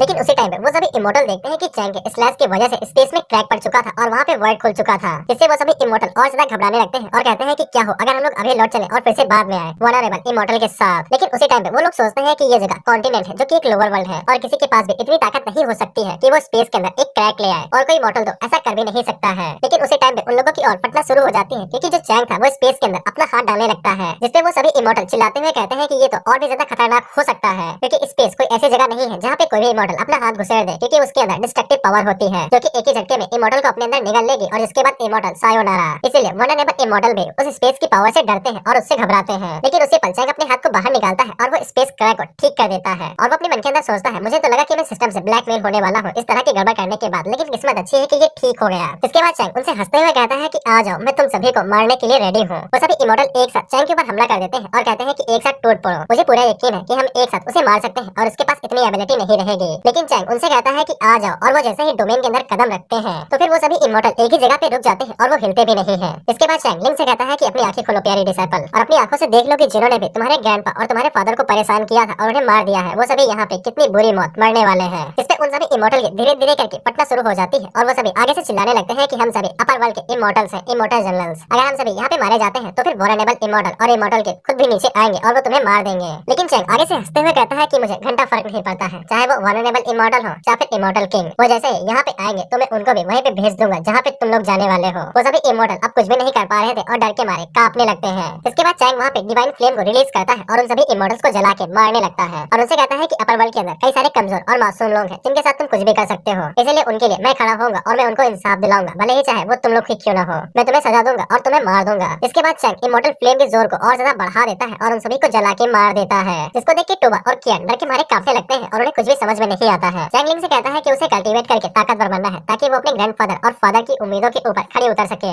उसी टाइम में हम लोग निंजो को देखते हैं जो कि अपने मैजिक सर्कल से ये सब कुछ होते हुए देख रहे थे और वो जैसे ही उन सभी 12 के 12 इमॉर्टल्स को जल के राख बनते हुए देखती है तब उसके पैर कांपने लगते हैं और वो डर के मारे कांपने लगती है और इसे यकीन नहीं होता है कि लोअर वर्ल्ड के अंदर भी कोई बंदा ऐसा है जो कि डिवाइन फ्लेम का यूज कर सकता है। लेकिन हम लोग चैंग को देखते हैं जिसने सिर्फ इमॉर्टल्स को मारा ही नहीं था बल्कि उनको पिल में बदल दिया था और उनके लाइफ एसेंस को वो इकट्ठा कर लेता है और उसके पास 12 पिल हो जाती है। लेकिन उसे तभी पता चलता है कि कोई उनके ऊपर नजर रख रहा है जिसके बाद वो अपनी एनर्जी को रिलीज करता है। तो इधर निंजो का जो मैजिक सर्कल था वो टूट के बिखर जाता है और निंजो कांपते हुए अपने मन के अंदर सोचते हैं कि किसी बंदे ने 12 के 12 इमॉर्टल्स को एक ही स्लैश में राख बना दिया। तो फिर चैंग के सामने उसकी कल्टीवेशन की क्या औकात होगी और उसे डर के मारे पानी पीने का मन करने लगता है। उसी टाइम में वहाँ पे बाई युवे आती है जो कि निंजो को बताती है कि चैंग ने उसे 3 दिन की मोहलत दी है कि वो होंग और सौ बैन को तुरंत के तुरंत छोड़ दे। जिसपे निंजो डर के मारे कहते हैं कि वो लोग उसे तुरंत छोड़ देंगे और एडिशन के तौर पे वो उससे माफी मांगने के लिए भी जा रहे हैं और वो अपने मन के अंदर सोचते हैं कि चैंग काफी दिलवाला होगा इसलिए शायद से वो निंजो को माफ कर सकता है। उसी टाइम पे हम लोग टोबा और कियान को देखते हैं जो कि चैंग की तारीफ करते हुए कहते हैं कि चैंग तो कुछ ज्यादा ही कूल है, उसने एक ही झटके में 12 के 12 इमॉर्टल्स को यूं ही जला के मार दिया। जिसके बाद चैंग उन 12 एसेंस को हार्वेस्ट करने लगता है लेकिन उसी टाइम पे वो हंसते हुए सिस्टम से पूछता है कि मेरे फील्ड पॉइंट कहाँ पे हैं। तो फिर सिस्टम उसे कहता है कि होस्ट तुमने कुछ ज्यादा ही को मार दिया है इसलिए थोड़ा सा टाइम लगेगा उन सभी फील्ड पॉइंट को कैलकुलेट करके तुम्हें बताने में। जिसपे चैंग को सांस में सांस आती है, नहीं तो उसे लगा था कि उसके सारे पॉइंट चले ही गए हैं। उसी टाइम पे लिंग आगे बढ़ती है जो कि चैंग के गले लग जाती है और उससे रोते हुए शुक्रिया कहती है। चैंग अपने मन के अंदर सोचता है कि उसे लिंग को कुछ बताना है लेकिन अभी उसके हालात कुछ ज्यादा ही बुरे हैं, अगर वो इसे अभी के अभी कुछ बता देता है तो फिर आउटकम क्या आएगा चैंग को भी नहीं पता है। जिसके बाद चैंग लिंग से कहता है कि तुम अभी जाके आराम करो, जिसके बाद तुम बाहर आओगे।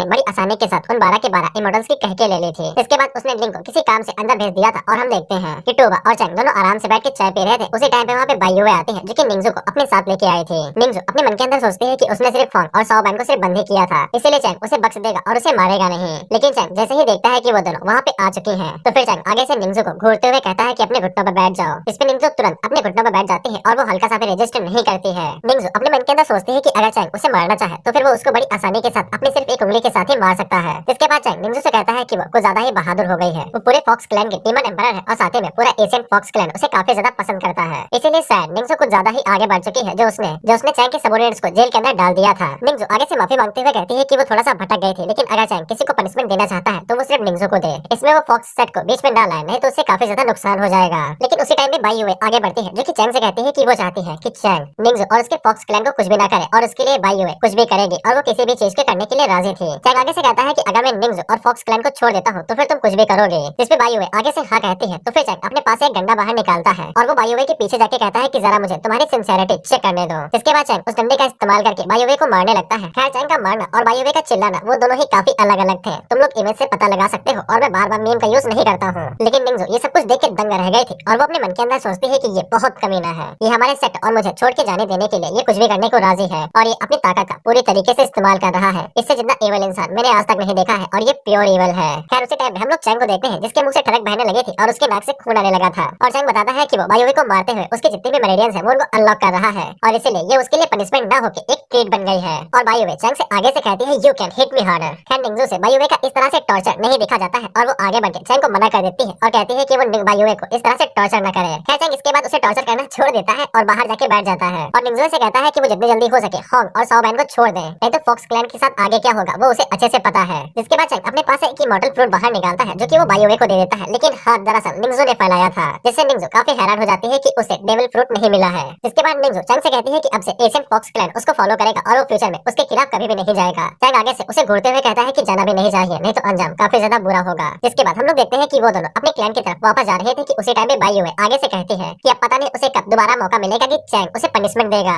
और बाई युवे आगे से कहती है कि जैसे जैसे चाबुक उसके बैक के ऊपर जोरों से पड़ रहा था वैसे वैसे उसकी मेरिडियंस स्मूथ होती जा रही थी। खैर निंजो को ऐसा लगता है कि टॉर्चर ज्यादा होने की वजह से बाई युवे का मानसिक संतुलन बिगड़ चुका है, इसीलिए वो उससे कहती है बाबू परेशान मत हो, चलो वापस चलते हैं और मैं तुम्हें डॉक्टर को दिखा देती हूँ। जिसके बाद चैंग आके आराम करने ही वाला था कि उसी टाइम पे सिस्टम की विंडो उसके सामने आती है और उसे बताती है कि उसे कई सारे फील्ड पॉइंट मिले हैं और चैंग को टोटल 2,40,000 फील्ड पॉइंट मिले थे। इतने सारे फील्ड पॉइंट को देख के उसके अंदर के मन का कीड़ा जाग उठता है और वो चिल्लाने कूदने लगता है। जिसके बाद वो सिस्टम से कहता है कि अब यहाँ पे सिस्टम को अपग्रेड भी कर सकता है, यानी कि वर्जन 4.0 और साथ ही में वो उसको एक्सपेंड भी कर सकता था। खैर सिस्टम चैंग को बताता बताता है कि उसे वर्जन को अपग्रेड करने के लिए कुछ कंडीशंस को पूरा करना पड़ेगा, यानी कि उसे माउंटेन का पूरा लॉर्ड बनना पड़ेगा और उसके लिए टाइम लिमिट भी थी। जिसपे चैंग आगे से उंगली दिखा के कहता है कि मैं तो नहीं करने वाला है, जो उखाड़ना है उखाड़ लो। तो फिर सिस्टम आगे से कहता है come on host, you can do this, और अगर आप इसे अपग्रेड कर लेते हैं तो फिर आपको रिवॉर्ड के तौर पे सीक्रेट रियलम मिलेगी, और सीक्रेट रियलम के अंदर ऐसे कई सारे सीक्रेट टेक्निक्स, मास्टर रियलम्स और साथ ही में मिथिकल पोकेमॉन भी होंगे और चैंग उनका भर भर के यूज कर सकता है। जिसपे चैंग आगे से सिस्टम को चाटते हुए कहता है कि अगर तुम ऐसी बातें कहोगे तो फिर मैं क्यों पैसे खर्चा करने के लिए नहीं मानूंगा। जिसके बाद चैंग तुरंत अपनी फील्ड पॉइंट का इस्तेमाल करता है और वो माउंटेन का लॉर्ड बन जाता है और वो डोमेन का साइज बढ़ा देता है। लेकिन इतना सब करने के बाद वो बेचारा सदमे में चला जाता है कि उसने एक ही बार में 1,90,000 फील्ड पॉइंट को यूज कर लिया। जिसके बाद वो बाहर की तरफ देखते हुए सोचता है कि पता नहीं लिंक के साथ क्या हो रहा होगा, मैंने उसे वहाँ पे भेज तो दिया है। उसी टाइम पे हम लोग लिंक को देखते हैं जो कि 9 शॉट सेक्टर के पास गई थी, अपने सेक्टर के पास, जहाँ पे वो सभी लोगों को मरा हुआ देखती है। लेकिन जब लिंक अपने फादर को इतने बुरे हालातों में देखती है तब उसकी आंखों में आंसू आ जाते हैं और वो रोना शुरू कर देती है। लेकिन उसी टाइम पे उसके डैड उसके सामने आते हैं और उसे कहते हैं कि रोना बंद करो, हम लोग अभी तक जिंदा है। लेकिन लिंक आगे से पूछती है कि वो लोग जिंदा कैसे हैं, उन्हें तो इमोर्टल्स ने मार दिया था। जिस पे लिंक के फादर आगे से बताते हैं कि उनके पास एक आर्टिफैक्ट था और वो सब कुछ पूरा एक इल्यूजन था। लिंक के फादर चैंग की तारीफ करते हुए कहते हैं कि उसने एक ही बार में सभी इमोर्टल्स को मार दिया, उसकी ताकत सच में भयानक है। इसके बाद लिंक के फादर उसे बताते हैं कि जब वो घर छोड़ के जाने वाले थे तब चैंग ने उन्हें रोक दिया था और उनसे कहा था कि इसके बावजूद भले ही वो लोग कितनी भी सावधानी बरतते हैं, इमोर्टल्स उनके ऊपर हमला करके उन्हें मार सकते हैं। इसीलिए चैंग ने अपने पास एक आर्टिफैक्ट निकाला था जो कि इल्यूजन को क्रिएट करता है और वो इतना ज्यादा शक्तिशाली होता है कि वो आर्टिफैक्ट किसी को भी विश्वास दिला सकता है कि जो होने वाला है वो बिल्कुल सच है और जो हो रहा है वो भी बिल्कुल सच है। जिस पे लिंक रोते हुए कहते हैं कि मास्टर बहुत ज्यादा अच्छे हैं और वो काफी ज्यादा दयालु हैं। लिंक के फादर उसे बताते हैं कि कल्टीवेशन की दुनिया में जहाँ ताकतवर कमजोर को खा जाते हैं तो फिर उनका सेक्टर काफी ज्यादा लकी है कि उनको एक ऐसा सीनियर मिला है जो कि शक्तिशाली होने के साथ साथ काफी ज्यादा दयालु और सत्यवादी भी है। जिसके बाद वहाँ पे हम लोग लिंक के ग्रैंडफादर को देखते हैं जो कि अपनी सोल फॉर्म में थे और वो अभी तक मरे नहीं थे। इसी के बाद लिंक के फादर को याद आता है कि उन्हें सिग्नल देना है, नहीं तो चैंग गुस्सा हो जाएगा। जिसके बाद वो वहाँ पे एक पटाखा फोड़ता है। हम लोग देखते हैं कि चैंग वहाँ पे एक पटाखों से मुंह बन जाता है जो कि कूल लग रहा था। इससे चैंग को भी पता चल जाता है कि उनका सेक्टर सही सलामत है और उन्हें कुछ भी नहीं हुआ है। जिसके बाद हम लोग को पता चलता है कि जब चैंग ने अपने सिस्टम को अपग्रेड किया था तब उसको इस करिश्मा के बारे में पता चला था और उसने सबसे पहले खुद के ऊपर टेस्ट किया था, जहाँ पे उसने सक्सेसफुली एक डोमेन तो बना दी थी लेकिन वो सही से काम नहीं कर रही थी। लेकिन डोमेन के अंदर का जितना भी फिगर था वो बिल्कुल असली लग रहा था छूने पर भी। इसीलिए चैंग ने उनके सेक्टर के ऊपर सिर्फ एक दाव लगाया था और उसका दाव चल गया। जिसके बाद हम लोग अपर वर्ल्ड को देखते हैं जहाँ पे हम लोग सेंगवू नाम के वल्नरेबल इमॉर्टल को देखते हैं और तभी उसके पास एक और इमॉर्टल आता है जिसको सेंट वू कहा गया है। सेंट वू सेंगवू से पूछता है कि मैंने सुना है कि तुम्हारे कुछ दिन सही नहीं चल रहे हैं और तुम्हें काफी ज्यादा परेशानी हो रही है, जरा मुझे बता दो तुम्हारा ये भाई किस काम में आएगा। इस पे सेंगवू उसे बताता है कि कुछ दिनों पहले उसकी एक शॉट चोरी हो गई थी अपर वर्ल्ड में किसी का घुस आने की वजह से। जिसके बाद उसने अपने 12 इमोर्टल्स को नीचे भेजा लेकिन वो उस शॉट को वापस लाने में नाकाम रहे। इसी लोअर वर्ल्ड के बंदे ने उन्हें मार दिया है जिसको सभी लोग इमोर्टल स्लेयर कह रहे हैं। सेंगवू से पूछता है क्या वो कुछ ज्यादा ही शक्तिशाली है। इस पे सेंगवू आगे से कहता है कि मेरी आंखों के अंदर वो बस एक छोटी सी चींटी है जिसको मैं जब चाहे तब मसल सकता हूँ, लेकिन मैं किसी काम से यहाँ पे बिजी हूँ। सेंगवू से कहता है कि चिंता न करो, तुम्हारा ये काम मैं कर सकता हूँ और वैसे भी लोअर वर्ल्ड के अंदर मेरा कुछ पुराना हिसाब किताब बाकी है। इसके बाद सेंगवू बताता है कि उसके पास कुछ ऐसे बंदे हैं जो कि कुछ ज्यादा ही शक्तिशाली है और वो किसी भी इमॉर्टल स्लेयर का भी काम तमाम कर सकते हैं। इसके बाद वो दोनों इसी बात के ऊपर हंसने लगते हैं और उसी टाइम पे वहाँ पे एक लड़की आती है जिसका नाम यू चैन था और ये भी एक इमॉर्टल है। जिसपे सेंगवू उसकी तारीफ करते हुए कहता है कि वो इमॉर्टल रियलम के अंदर सबसे सुंदर कन्या है और अगर कोई यू चैन को देख ले तो इसका मतलब यही है कि उसने अपनी आंखों से स्वर्ग को देख लिया है। यू चैन उन लोगों को बताती है कि वो यहाँ पे इमॉर्टल ट्री लेने के लिए आई है। उसी के बाद हम लोग चैन के इमॉर्टल वर्ल्ड को देखते हैं जहाँ पे हम लोग इमॉर्टल ट्री को देखते हैं और उसके ऊपर कुछ ज्यादा ही फल लगे हुए थे और वो बिल्कुल सोने का पेड़ लग रहा था। उसी टाइम पे हम लोग चैंग को देखते हैं जहाँ पे लिंक उसकी कमर दबा रही थी और चैंग उसे कहता है कि थोड़ा सा राइट में और थोड़ा सा लेफ्ट में, और उन्हीं दोनों के ऊपर हम लोग कियान और शॉट को देखते हैं जहाँ पे कियान जल रहा था तो शॉट उसे तिरछी नजरों से देख रहे थे। उसी टाइम पे हम लोग होंग को देखते हैं जिसके 100 बैल थे और साथ ही में उसके पास बाईवे भी थे। लेकिन होंग को इस बात की चिंता हो रही थी कि उसने टास्क को विफल कर दिया है, इसीलिए चैंग उसके ऊपर गुस्सा हो सकता है और उसे पनिशमेंट भी दे सकता है। बाईवे जैसे ही पनिशमेंट का नाम सुनती है तो फिर वो होंग से कहती है कि वो होंग की खातिर उस पनिशमेंट को अपने ऊपर ले लेगी। जिसपे होंग उसे कहती है कितनी प्यारी हो तुम, मन कर रहा है तुम्हें अभी पुच्ची ले लो। लेकिन दोस्तों वो तो हम लोग जानते हैं ना कि उसे पनिशमेंट क्यों चाहिए। लेकिन वो दोनों जैसे ही दरवाजे के पास पहुंचते हैं तब उन्हें दरवाजे के पीछे से आवाज आने लगती है पुश मी हार्डर। इसलिए उन दोनों को लगता है कि चैंग और लिंक दोनों एक साथ मिलकर मचा रहे हैं। लेकिन जब वो दोनों दरवाजा खोल के अंदर जाके देखते हैं तब लिंक अभी भी चैंग को बस मसाज दे रहे थे। जिसके बाद होंग आगे बढ़ती है और वो तुरंत अपने घुटनों पर बैठ जाती है और वो चैंग से माफी मांगती है और उसे कहती है कि वो पनिशमेंट के लिए तुरंत रेडी है। तो फिर उसी टाइम पे बाईवे आगे बढ़ती है जो कि चैंग से कहती है कि वो होंग की जगह पे पनिशमेंट ले लेगी और जितनी भी पनिशमेंट है सिर्फ उसे दी जाए। लेकिन चैंग बाईवे के सपनों के ऊपर पानी फेर देता है और उसे कहता है कि आज किसी को भी कोई पनिशमेंट नहीं मिलेगी, जिससे बाईवे उदास हो जाती है और वो सोचते हैं कि पनिशमेंट नहीं मिलेगी। जिसके बाद चैंग आगे बढ़ता है और वो होंग रिवॉर्ड के तौर पे एक इमॉर्टल फ्रूट देता है और उसे कहता है कि मिशन फेल हो गया तो क्या हुआ, मेहनत तो तुमने की थी।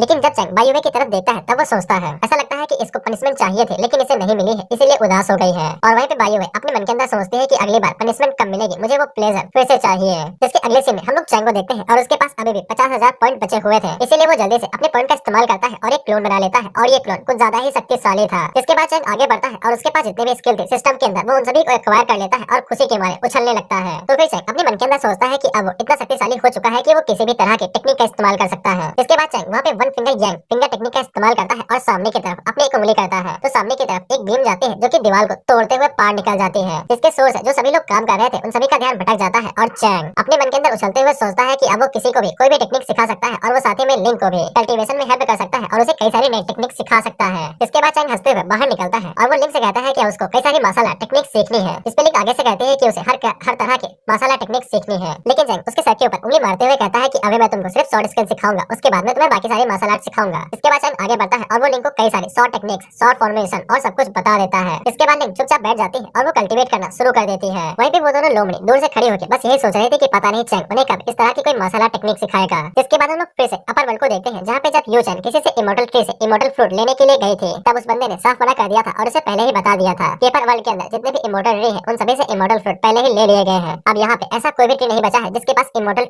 फ्रूट होगा। लेकिन वो बंदा आगे से यू चैन को एक टिप दे देता है कि लोअर वर्ल्ड के अंदर किसी बंदे के पास इमोर्टल ट्री है जिसके पास कई सारे फ्रूट लगे हुए हैं। यू चैन आगे से उसे शुक्रिया कहती है और वो अपने मन के अंदर सोचते हैं कि ओल्ड एंसेस्टर का टाइम जल्दी से खत्म होने वाला है, इसीलिए उन्हें कैसे भी करके कई सारे इमोर्टल फ्रूट को ढूंढ के लाना ही पड़ेगा। जिसके बाद हम लोग लिंक को देखते हैं जो कि अभी भी कल्टीवेट करते हुए जा रही थी और वो धीरे धीरे करके ब्रेक थ्रू करना शुरू कर देती है और वो जैसे जैसे ब्रेक थ्रू करते जाती है और वैसे वैसे चैंग को पॉइंट मिलने लगते हैं। इसके बाद हम लोग देखते हैं कि लिंक ने इस कदर ब्रेक थ्रू कर लिया था कि वहाँ पे सुप्रीम थंडर खुद आई थी, लेकिन वो जैसे ही चैंग को वहाँ पे देखती है तब वो फिर से गुस्सा हो जाती है। लेकिन सुप्रीम थंडर एक साइड कैरेक्टर है, वो क्या ही कर सकती है, वो चैंग के खिलाफ जीत थोड़ी ना सकती है, इसीलिए वो जल्दी से आगे बढ़ती है और वो लिंक को अपनी पावर्स दे देती है। इसके बाद लिंक सीधा नासेंट सोल रियलम के अंदर ब्रेक थ्रू कर जाती है और उसे काफी ज्यादा एक्सपीरियंस पॉइंट मिलते हैं और चैंग को पूरे 10,000 फील्ड पॉइंट मिलते हैं, जिससे चैंग की आंखें बाहर आ जाती है और वो सिस्टम से कहता है कि तुम्हारे अंदर कोई बग है। इस पे सिस्टम आगे से बताता है कि ये कोई बग नहीं है, सिस्टम को अपडेट करने के बाद जो एक्सपीरियंस पॉइंट होते हैं उन सभी की वैल्यू बढ़ जाती है, इसीलिए जब भी लिंक ब्रेक थ्रू करेगी तब उसका जितने भी एक्सपीरियंस पॉइंट होंगे वो सभी हाई होंगे। और वैसे भी मास्टर और डिसाइपल का रिलेशनशिप काफी अच्छी तरीके से चल रहा है, इसीलिए सिस्टम उसे बोनस भी दे रहा है। इस पे चैंग उसे कहता है कि साले तूने मुझे पहले क्यों नहीं बताया, तो सिस्टम आगे से कहता है कि पूछा नहीं तो बताऊंगा क्यों। चैंग अपने मन के अंदर सोच ही रहा था कि उसे कई सारे एक्सपीरियंस पॉइंट कैसे मिलेंगे, लेकिन सिस्टम ने उसे खुद ही बता दिया है कि अगर उसका डिसाइपल जल्दी जल्दी ब्रेक थ्रू करता है तो उसे एक्सपीरियंस पॉइंट के साथ साथ बोनस भी मिलेगा, जिससे और ज्यादा एक्सपीरियंस पॉइंट मिलेंगे। इसीलिए चैंग भाई की तरफ देखते हुए सोचता है कि अगर मैं इसे अपने डिसाइपल बना लेता हूँ तो फिर मुझे कई सारे एक्सपीरियंस पॉइंट मिल सकते हैं। लेकिन तभी सिस्टम चैंग को बताता है कि इसे कोई फर्क नहीं पड़ता है कि भाई उसके डिसाइपल है या नहीं, लेकिन जब तक वो डोमेन के अंदर रहती है और वहाँ पे कल्टीवेट करके ब्रेक थ्रू करते हैं तब तक चैंग को फील्ड पॉइंट मिलते रहेंगे और उसे बोनस भी मिलता रहेगा। जिस पे चैंग उसके ऊपर एक घुसा मार के कहता है कि ये सभी चीजें पहले नहीं बता सकते हो, क्रिटिकल मोमेंट पे सब कुछ बर्बाद कर देते हो। लेकिन उसी टाइम में भाई अपने मन के अंदर सोचते हैं कि पता नहीं चैंग उसके बारे में क्या सोच रहा था और उसको गुदगुदी होने लगती है। उसी टाइम पे लिंक भागते हुए आती है जो कि चैंग को बताती है कि वो नासेंट सोल रियलम के अंदर जा चुकी है और वो बस इमोर्टल बनने के कुछ ही कदम दूर है। वहीं पे होंग अपने मन के अंदर सोचती है कि उसे लिंक से जलन होती है क्योंकि वो इतनी जल्दी इमोर्टल बनने वाली है, लेकिन होंग अभी तक कई सारे इमोर्टल फ्रूट की पिल खाते हुए जा रही है, लेकिन वो अभी तक इमोर्टल नहीं बन पाई है। उसी टाइम पे हम लोग देखते हैं कि एक लाइट उड़ते हुए आती है जो कि चैंग सीधा मन के अंदर घुस जाती है और चैंग को एक मैसेज देती है और ये लाइट दरअसल स्नेक की तरफ से थी। वो सभी लोग चैंग से पूछते हैं कि उसने क्या मैसेज भिजवाया है। इस पे चैंग बताता है कि स्नेक ने वो जगह ढूंढ ली है जहाँ पे मुझे जाना था, इसीलिए मैं खुद से ट्रिप पे जाने वाला हूँ यूनजाओ के ट्रिप के लिए। वो सभी लोग उससे कहते हैं कि हम लोग आपको फॉलो करें, जिस पे चैंग उन्हें बताता है कि वो खुद नहीं जा रहा है, दरअसल वो अपने क्लोन को भेजने वाला है और उसकी रियल बॉडी यही घर के अंदर ही रहेगी और वो कहते हुए जाता है कि मेरे रियल बॉडी का अच्छे से ख्याल रखना। उसी टाइम पे हम लोग देखते हैं कि नीदर वर्ल्ड से एक दरवाजा खुलता है और उसके अंदर से एक घोस्ट बाहर निकलता है जिसका नाम ग्रीन हेयर था। जिसके बाद वो घोस्ट आगे बढ़ता है और शहर के अंदर जितने भी कल्टीवेटर थे वो उन सभी को खा जाता है और उनकी एनर्जी को एब्जॉर्ब कर लेता है। ग्रीन घोस्ट आगे से बताता है कि वो यहाँ पे चैंग को मारने के लिए आया है, क्योंकि वल्नरेबल इमोर्टल ने ये बोली लगा दी है कि जो कोई भी उसकी शॉट को वापस लेके आएगा और साथ ही में चैंग को भी मार दिया जाएगा तो वो डायरेक्ट इमोर्टलिटी के अंदर आ सकता है और उसे अपर वर्ल्ड के अंदर आने दिया जाएगा। इसीलिए घोस्ट चैंग को मारने के लिए आया है और शॉट को वापस ले जाने के लिए आया है। इसके बाद वो बस आगे बढ़ता है और किसी जगह के ऊपर हमला करके फिर से कल्टीवेटर्स को खाने लगता है। इसके बाद अगला सीन चैंग के घर का होता है तो हम लोग देखते हैं कि वो तीनों लड़कियां चैंग की बॉडी को गंदी नजरों से देख रही थी और वहीं पे होंग उन लोगों से कहती है कि मेरे पास एक कमाल का आइडिया है इस बॉडी का अच्छे से इस्तेमाल करने के लिए। उसी टाइम पे हम लोग चैंग को देखते हैं जो कि रास्ता भटक चुका था और वो पेड़ से नीचे के आके गिरता है और वो अपने मन के अंदर सोचता है कि उसे किसी से रास्ता पूछना पड़ेगा। लेकिन उसी टाइम पे हम लोग देखते हैं कि वहाँ पे एक कैट डीमन आती है जो वो भी आसमान से नीचे आके गिरती है। चैंग उसको देख के काफी ज्यादा हैरान हो जाता है और सोचता है कि कैट डीमन यहाँ पे कैसे आ गई और वैसे इसका नाम मियाओ है। हम लोग देखते हैं कि उसी टाइम पे वहाँ पे मियाओ के क्लैन वाले आ जाते हैं जो कि मियाओ से कहते हैं कि शैतानी करना बंद करो, अबे क्या बे शादी के लिए चलो, कई लोग तुम्हारा इंतजार कर रहे हैं। जिसपे मियाओ आगे से कहती है कि अगर शादी करने का शौक उन्हें है तो फिर वो कर ले, वो एक नोबल है, वो किसी का कहा नहीं मानेगा और कोई भी किसी टकले बंदे से शादी करना नहीं चाहेगी।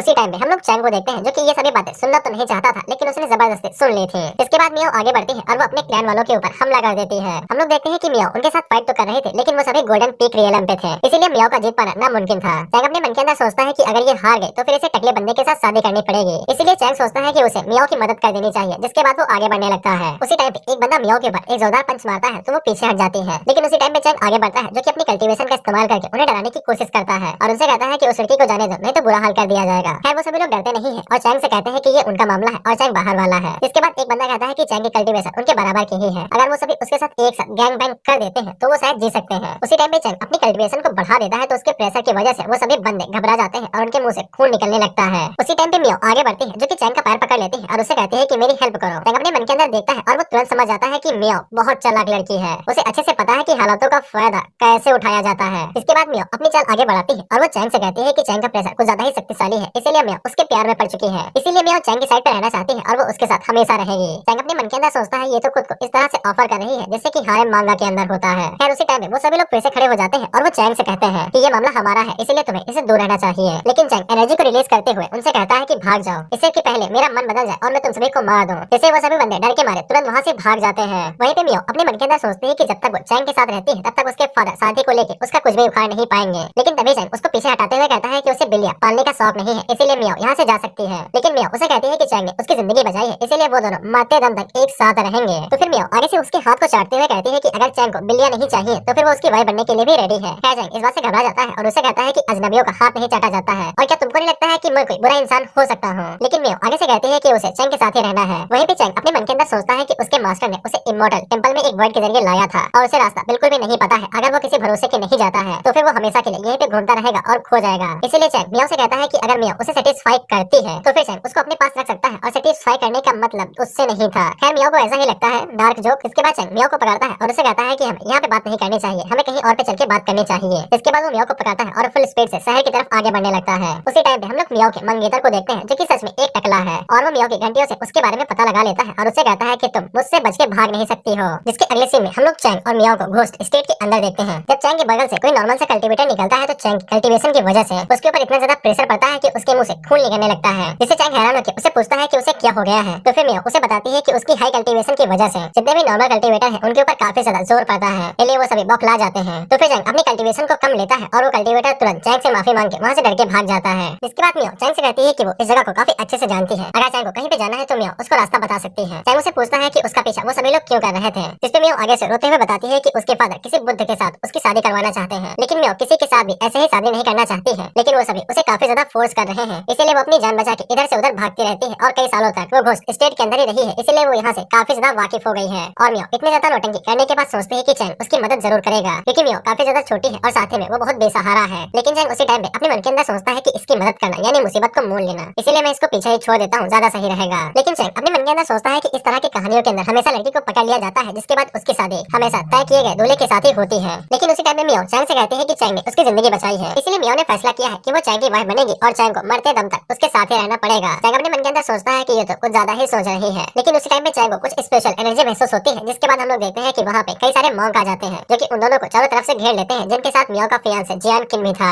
जिससे मियो काफी ज्यादा हैरान हो जाती है और वो हमें बताती है कि जितने भी मॉन्क जियान के साथ आए हैं वो सभी स्पेशल फॉर्मेशन बना के किसी के ऊपर भी अटैक कर सकते हैं और ना सिर्फ सोलियम के कल्टीवेटर को भी अच्छे के साथ पीट सकते हैं। इसके बाद जियान मियो से कहता है कि उसे तुरंत के तुरंत टेंपल में वापस चलना होगा, उसी पे वहीं पे उसकी फैमिली इंतजार कर रही है। मियो अपने मन के अंदर सोचती है कि चैंग कभी भी इनके खिलाफ जीत नहीं सकता है, इसीलिए वो जियान से कहती है कि अगर वो उसके साथ चलती है तो फिर क्या वो चैंग को जाने देगा। इस पे जियान हाँ कहता है और कहता है कि जब तक वो उसके साथ जाती है तब तक किसी को कुछ भी नहीं होगा। मियो उसकी तरफ आगे बढ़ते हुए सोचती है कि वो एक बार शादी से भाग चुकी है तो फिर दोबारा भी भाग लेगी। खैर चैंग उसको जाने ही दे रहा था कि उसी टाइम में सिस्टम चैंग को कुछ ऐसा बताता है जिसके बारे में चैंग ने सोचा भी नहीं था। सिस्टम चैंग को बताता है कि जो जियान है वो बुद्धा के 10वें बेटे का रिकार्नेशन है, जिसके बाद उसके पिछली लाइफ की सारी मेमोरीज है और साथ ही में उसने अपनी किस्मत अपने हाथों से लिखी है कि वो मियो के साथ शादी करेगा। इसके बाद वो डायरेक्ट इमॉर्टल किंग के अंदर ब्रेक थ्रू कर जाएगा। और मैंने ये आगे से पढ़ा है और तुम्हें कंफ्यूजन न हो तो बता दे रहा हूँ। दरअसल चैंग का काम ये है कि जितने भी इमॉर्टल का रिकार्नेशन अभी होने वाला है आगे वाले चैप्टर में उन्हें रोकना है और उन्हें मार देना है, जिससे लोअर वर्ल्ड के अंदर दिक्कत न आए। इसलिए सिस्टम चैंग से कहता है कि उसे जियान को ब्रेक थ्रू करने से रोक देना है। इसलिए चैंग आगे बढ़ता है और वो मियो को पकड़ के कहता है कि ये मेरी है और मैं ये किसी को भी ले जाने नहीं दूंगा, अब से ये मेरे साथ रहेगी। इससे आसपास के जितने भी लोग थे वो सभी चैंग के ऊपर हंसने लगते हैं। जियान भी आगे से चिल्लाते हुए कहता है कि एक कीड़े की हिम्मत कैसे हुई कि वो उड़ के खड़ा होना चाहता है। इसके बाद वो अपने सारे मॉन्क को एक साथ चैंग के ऊपर अटैक करने के लिए आगे भेजता है और वो सभी फॉर्मेशन में एक साथ उसके ऊपर अटैक करने वाले थे। लेकिन चैंग आगे से मुस्कुराते हुए कहता है अच्छा। इसके बाद वो अपना पैर जमीन के ऊपर मारता है और एक ही बार में जितने भी मॉन्क उसकी तरफ आगे बढ़ रहे थे वो उन सभी को एक ही बार में खत्म कर देता है। जिससे चैंग और आसपास जितने भी लोग खड़े थे उन सभी का मुंह खुल जाता है और उनकी जबान लपलपाने लगती है।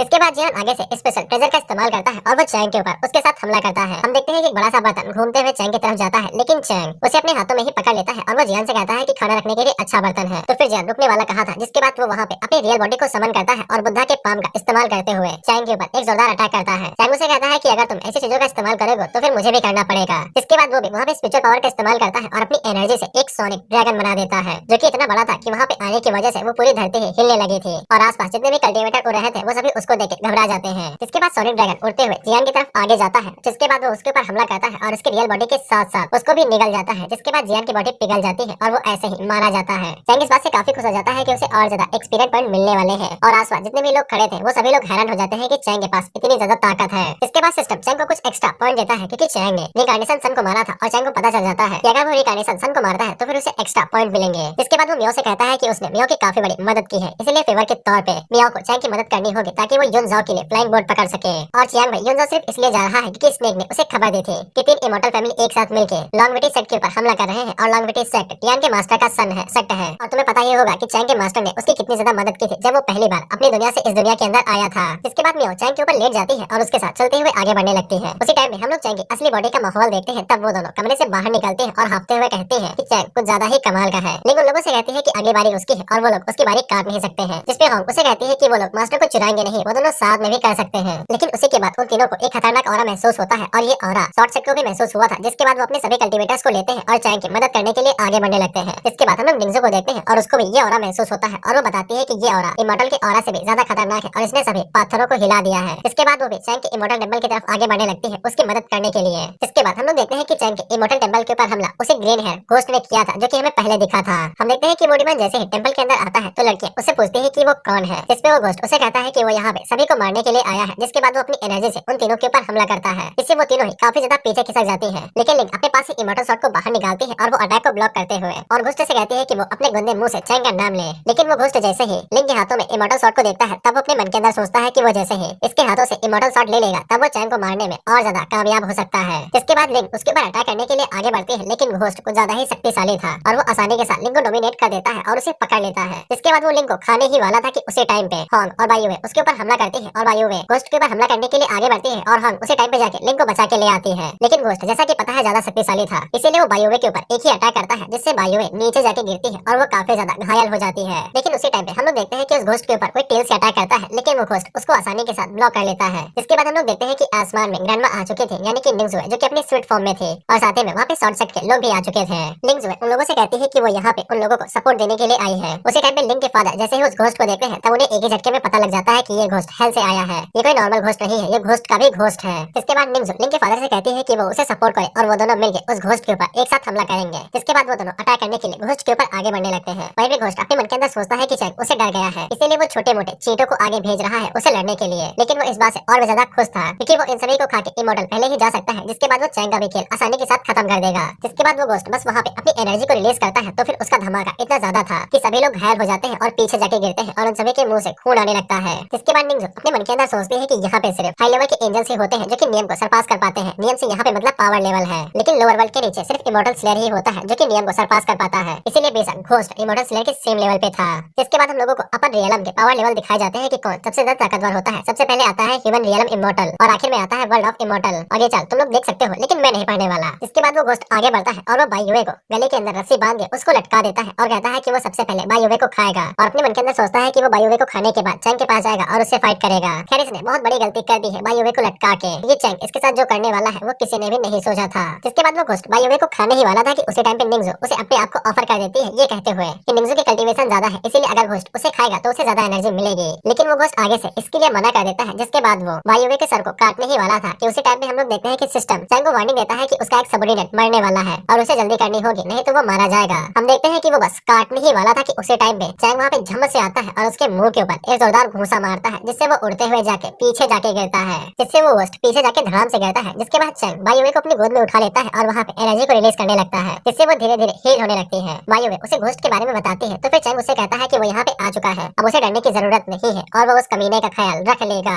इसके बाद वो डीमन तुरंत चैंग के ऊपर अपने दोनों हाथों से हमला करता है, लेकिन चैंग शू से उसके अटैक को डॉज करता है और उसके बालों को पकड़ लेता है और उससे हंसते हुए कहता है कि चलो कुछ खेलते हैं। इसके बाद वो उसके बालों का इस्तेमाल करते हुए उसे उठा उठा के पटकता है, इधर मारता है उधर मारता है और जब तक उसके बाल सर से अलग नहीं होते हैं चैंग उसको तब तक मारते ही रहता है। खैर उसके बाल टूटने की वजह से उसकी जान बच जाती है। जिसके बाद वो चिल्लाते हुए चैंग से कहता है कि वो उसे खा लेगा। उसी टाइम पे चैंग शू से गायब होता है और उसके पीछे जाके उसके मुंह के ऊपर मुक्कों की बरसात कर देता है और मार मार के उसका मुंह सुझा देता है। वो घोस्ट मार खाते हुए भी अभी तक गिव अप नहीं किया था और वो सोचता है कि वो अभी भी चैंग के खिलाफ जीत सकता लगता है, लेकिन उसी टाइम पे उसके मुंह के ऊपर एक क्रिटिकल हिट पड़ता है और उसके दांत टूट के बाहर जाके गिरते हैं और तब जाके उसे यकीन हो जाता है कि चैंग कुछ ज्यादा ही शक्तिशाली है और वो उसे नहीं हरा पाएगा। जिसके बाद चैंग उसके ऊपर एक जोरदार घुसा मारता है, जिससे वो डीमन जमीन को तोड़ते हुए जाके नीचे घुस जाता है। वो सभी लोग सोचते हैं कि चैंग तो उसके साथ बच्चों की तरह खेल रहा है। इसके बाद चैंग सोचता है कि चलो कुछ नया किया जाए, जिसके बाद वो अपने इमोर्टल वर्ल्ड के अंदर जितने भी एल्जियर थे उन सभी को कंट्रोल करते हुए उस डीमन को खिलाने लगता है। और चैंग उसे कहता है कि तुम्हें खाना काफी ज्यादा पसंद है ना, चलो आज मैं तुम्हें खिलाता हूँ, देखता हूँ कि तुम कितना खा सकते हो। इसके बाद चैंग उसे एल्जियर खिलाते रहता है और वो अपने मन के अंदर सोचता है कि उसे पॉइंट की काफी ज्यादा जरूरत थी और घोस्ट उसके सामने खुद ही आ गया। इसके बाद वो एल्जियर का इस्तेमाल इसलिए कर रहा था क्योंकि सुप्रीम थंडर अभी इस समय नाराज है तो वो नीचे नहीं आ रही है और चैंग को ये टेस्ट भी करना था कि अगर वो एल्जियर से किसी की कल्टीवेशन को बढ़ाता है तो क्या सिस्टम उसे रिकॉग्नाइज करेगा। लेकिन वो घोस्ट इस बात से और ज्यादा खुश हो जाता है कि चैंग उसको और ताकतवर बना रहा है। उसी के बाद हम लोग देखते हैं कि वहाँ पे सुप्रीम थंडर भी आ जाते हैं और चैंग ने इसे जबरदस्ती बुलाया है और वो सभी लोग सोच रहे थे कि चैंग उस डीमन की कल्टीवेशन को क्यों बढ़ा रहा है। सुप्रीम थंडर जैसे ही घोस्ट के ऊपर पड़ती है तब वो अपनी इमोर्टल स्टेज के अंदर आ जाता है, जिसके बाद सुप्रीम थंडर भी उसे पावर देने लगती है। लेकिन वो घोस्ट इस बात से हैरान हो जाता है कि अब उसकी कल्टीवेशन बढ़ना रुक क्यों गई है। वो जैसे ही इमोर्टल की 9th स्टेज पे आता है तब वो इवॉल्व करना रोक देता है और उसका पेट पावर की वजह से धीरे धीरे करके बढ़ने लगता है। उसी टाइम पे हम लोग देखते हैं कि सुप्रीम थंडर चैंग की तरफ आगे बढ़ने लगती है, लेकिन वो चैंग के कंधे के बाद बस हल्का सा टच मार के वापस लौट जाती है और हंसते हुए सोचते हैं कि उसने ये कर दिखाया। और चैंग अपने मन के अंदर सोचता है कि ये तो कुछ ज्यादा ही बदमाश है। खैर उसी टाइम पे उस घोस्ट का समय चक्र पूरा हो जाता है और वो घोस्ट बूम बोल के वहीं पे मारा जाता है और चैंग को पूरे 3 लाख पॉइंट मिलते हैं क्योंकि चैंग ने उसके कल्टीवेशन को बढ़ा दिया था।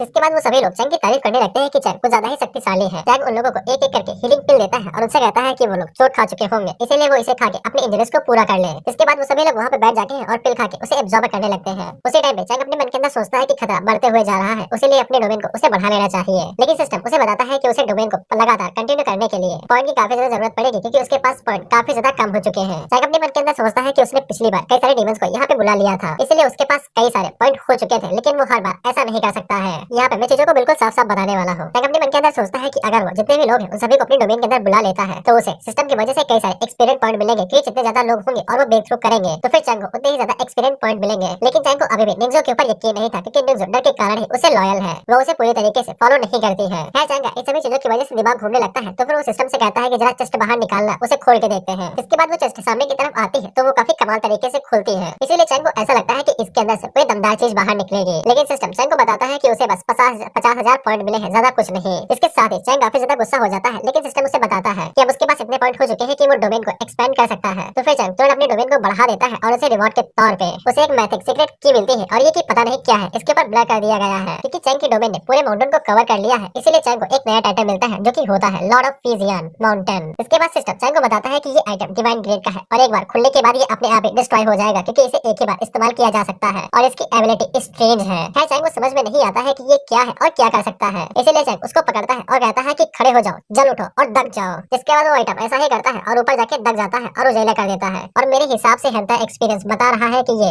उत्तेजित कर देने वाला यंत्र है। इसके बाद सिस्टम चैंग को ये भी बता देता है कि नया वर्जन आ गया है तो चैंग उसको तुरंत अपडेट कर देता है और इसमें उसे एक नई स्किल मिली थी जिसका नाम था फुल स्कोर और ये स्किल बहुत ज्यादा अजीब है और चैंग को भी कुछ ज्यादा ही अजीब लगती है, लेकिन मैं तुम्हें इसका इस्तेमाल बता देता हूँ आगे के चैप्टर से। चैंग इस स्किल की मदद से फ्यूचर देख सकता है या फिर प्रेडिक्ट कर सकता है। इसके बाद चैंग उन सभी लोगों को इकट्ठा करता है और उन लोगों से कहता है कि वो सभी लोग अपने अपने लोगों को चैंग की डोमेन के अंदर लेके आ सकते हैं और यहाँ की जितनी भी चीजें हैं उन सभी का इस्तेमाल कर सकते हैं कल्टीवेशन को बढ़ाने और ब्रेक थ्रू करने के लिए। लेकिन चैंग उन दोनों को ही याद दिलाता है कि वो लोग सिर्फ उन्हीं बंदों को ला सकते हैं जिनके ऊपर उन्हें पूरा यकीन हो और वो चाहे जैसे भी दिखते हो, चाहे काने हो या फिर लंगड़े हो, वो आ सकते हैं। लेकिन वो लोग गद्दारी कर ये वाले नहीं होने चाहिए, नहीं तो चैंग उन्हें मार देगा। जिसके बाद हम लोग देखते हैं कि काफी सारे डीमंस ने आके चैंग के डोमेन के अंदर अपना घर बसा लिया था और वहाँ पे रहने लगे थे और जितने भी डीमन गर्ल थे वो सभी अपने मन के अंदर बस यही सोच रहे थे कि चैंग कब उन्हें अपना सोनियर मान लेगा। उसी टाइम पे हम लोग चैंग को देखते हैं जो कि मस्त लेटा हुआ था और उसे धड़ाधड़ एक्सपीरियंस पॉइंट मिलते हुए जा रहे थे, वो भी सिर्फ उसके जूनियर्स के ब्रेक थ्रू करने की वजह से और उसे काफी सारे एक्सपीरियंस पॉइंट भी मिल रहे थे और साथ ही में बोनस भी मिल रहा था। इसके बाद चैंग अपने मन के अंदर सोचता है कि पता नहीं मेरा क्लोन अभी क्या कर रहा होगा। इसके बाद चैंग की नींद लग जाती है और वो फिर से वहाँ पे सो जाता है। तभी वो तीनों लड़कियां वहाँ पे आती है और कहती है कि मास्टर फिर से चले गए हैं, चलो हम लोग बारी बारी से अपना काम शुरू करते हैं। उसी टाइम में हम लोग डॉपलगैंगर को देखते हैं यानी क्लोन को, और जब उसकी नींद खुलती है तब उसके सामने 3 लड़कियां खड़ी थी। दोस्तों मैं तुम लोगों को बता देता हूँ कि यहाँ से एक नया आर्क शुरू होने वाला है जिसका नाम है क्योसो इवेंट और जितनी भी चीजें अब यहाँ से होने वाली है वो सभी क्योसो इवेंट के अंदर ही होंगी, इसीलिए मैं बार बार क्योसो नाम नहीं लूंगा। हम देखते हैं कि चैंग को कुछ लड़कियां घोड़ा गाड़ी पे बैठा के अपने साथ लेके जा रही थी और उसे कहती है कि हे हैंडसम अब तुम बिकने वाले हो, जिससे चैंग अपने मन के अंदर सोचता है कि म्याओ ने उसे बेच दिया है। इसके बाद जब चैंग दीवार के पार जाता है तब उसे पता चलता है कि दीवार के अंदर एक एरिना बिछा हुआ है जहाँ पे लड़कियां फाइट कर रही है। और दोस्तों ये सारी लड़कियां एक ही सेक्टर से आती है जिसका नाम है हेवनली फ्रेग्रेंस सेक्टर और इस सेक्टर के अंदर सभी लड़कियां होती है और इनका एक ही प्रिंसिपल है जो कि बिहार की तरह है कि जब भी कोई अच्छा दूल्हा दिखे तो उसे किडनैप कर लो, भले ही चाहे इसके लिए नियम को ही क्यों न तोड़ना पड़े। और जो भी लड़कियां एरिना के अंदर इस फाइट को जीतेंगी उन्हें मौका मिलेगा कि वो अपने हिसाब से दूल्हे को चुन सकती है शादी करने के लिए। जिसके बाद दो लड़कियां उड़ते हुए आती हैं और वो चैंग को कटघरे के अंदर डाल देती है और जाते हुए कहती है कि वेट करो, अभी तुम्हारी दुल्हन तुम्हें लेने के लिए आ रही है। चैंग खड़ा होकर अपने अगल बगल में देखता है तो फिर वहाँ पे दो बंदे और खड़े थे। चैंग के बगल में जो लड़का खड़ा था वो चैंग को हल्के में लेता है और उसकी बेइज्जती करने लगता है, लेकिन चैंग तुरंत अपनी रस्सियों को खोलता है और हाथ को घसीटते हुए कहता है कि हाँ तुम क्या कह रहे थे। इससे उस बंदे की फट जाती है और वो आगे से चैंग को अपना भाई मारने लगता है। इसके बाद उसके बगल में जो लड़का खड़ा था वो चैंग को माहौल के बारे में बता देता है कि यहाँ पे जो लड़कियां हैं वो सभी फाइट इसलिए कर रही है कि लड़का किसको मिलेगा, और इन सभी लड़कियों को जैसे ही कोई हाई क्वालिटी वाला मैन मिलता है तो ये तुरंत उठा लेती है। इसके बाद यहाँ पे फाइट की जाती है और जो भी लड़की जीतती है तो उसे मौका मिलता है कि वो अपना पति चुन सकती है। वो बंदा चैंग को आगे बताता है कि सेक्ट के अंदर काफी सारी खूबसूरत लड़कियां हैं जो कि हमारे लिए जन्नत तो बन सकती है, लेकिन यहाँ पे कुछ ऐसे कल्टिवेटर्स भी हैं जो कि कुछ ज्यादा ही दमदार हैं। जिसके बाद हम लोग देखते हैं कि एरिना के अंदर कुछ ज्यादा ही तगड़ी लड़की आती है और वो बंदा आगे से कहता है कि अगर ये मैच जीत जाती है तो मैं शादी करने से ज्यादा अच्छा मरना पसंद करूंगा।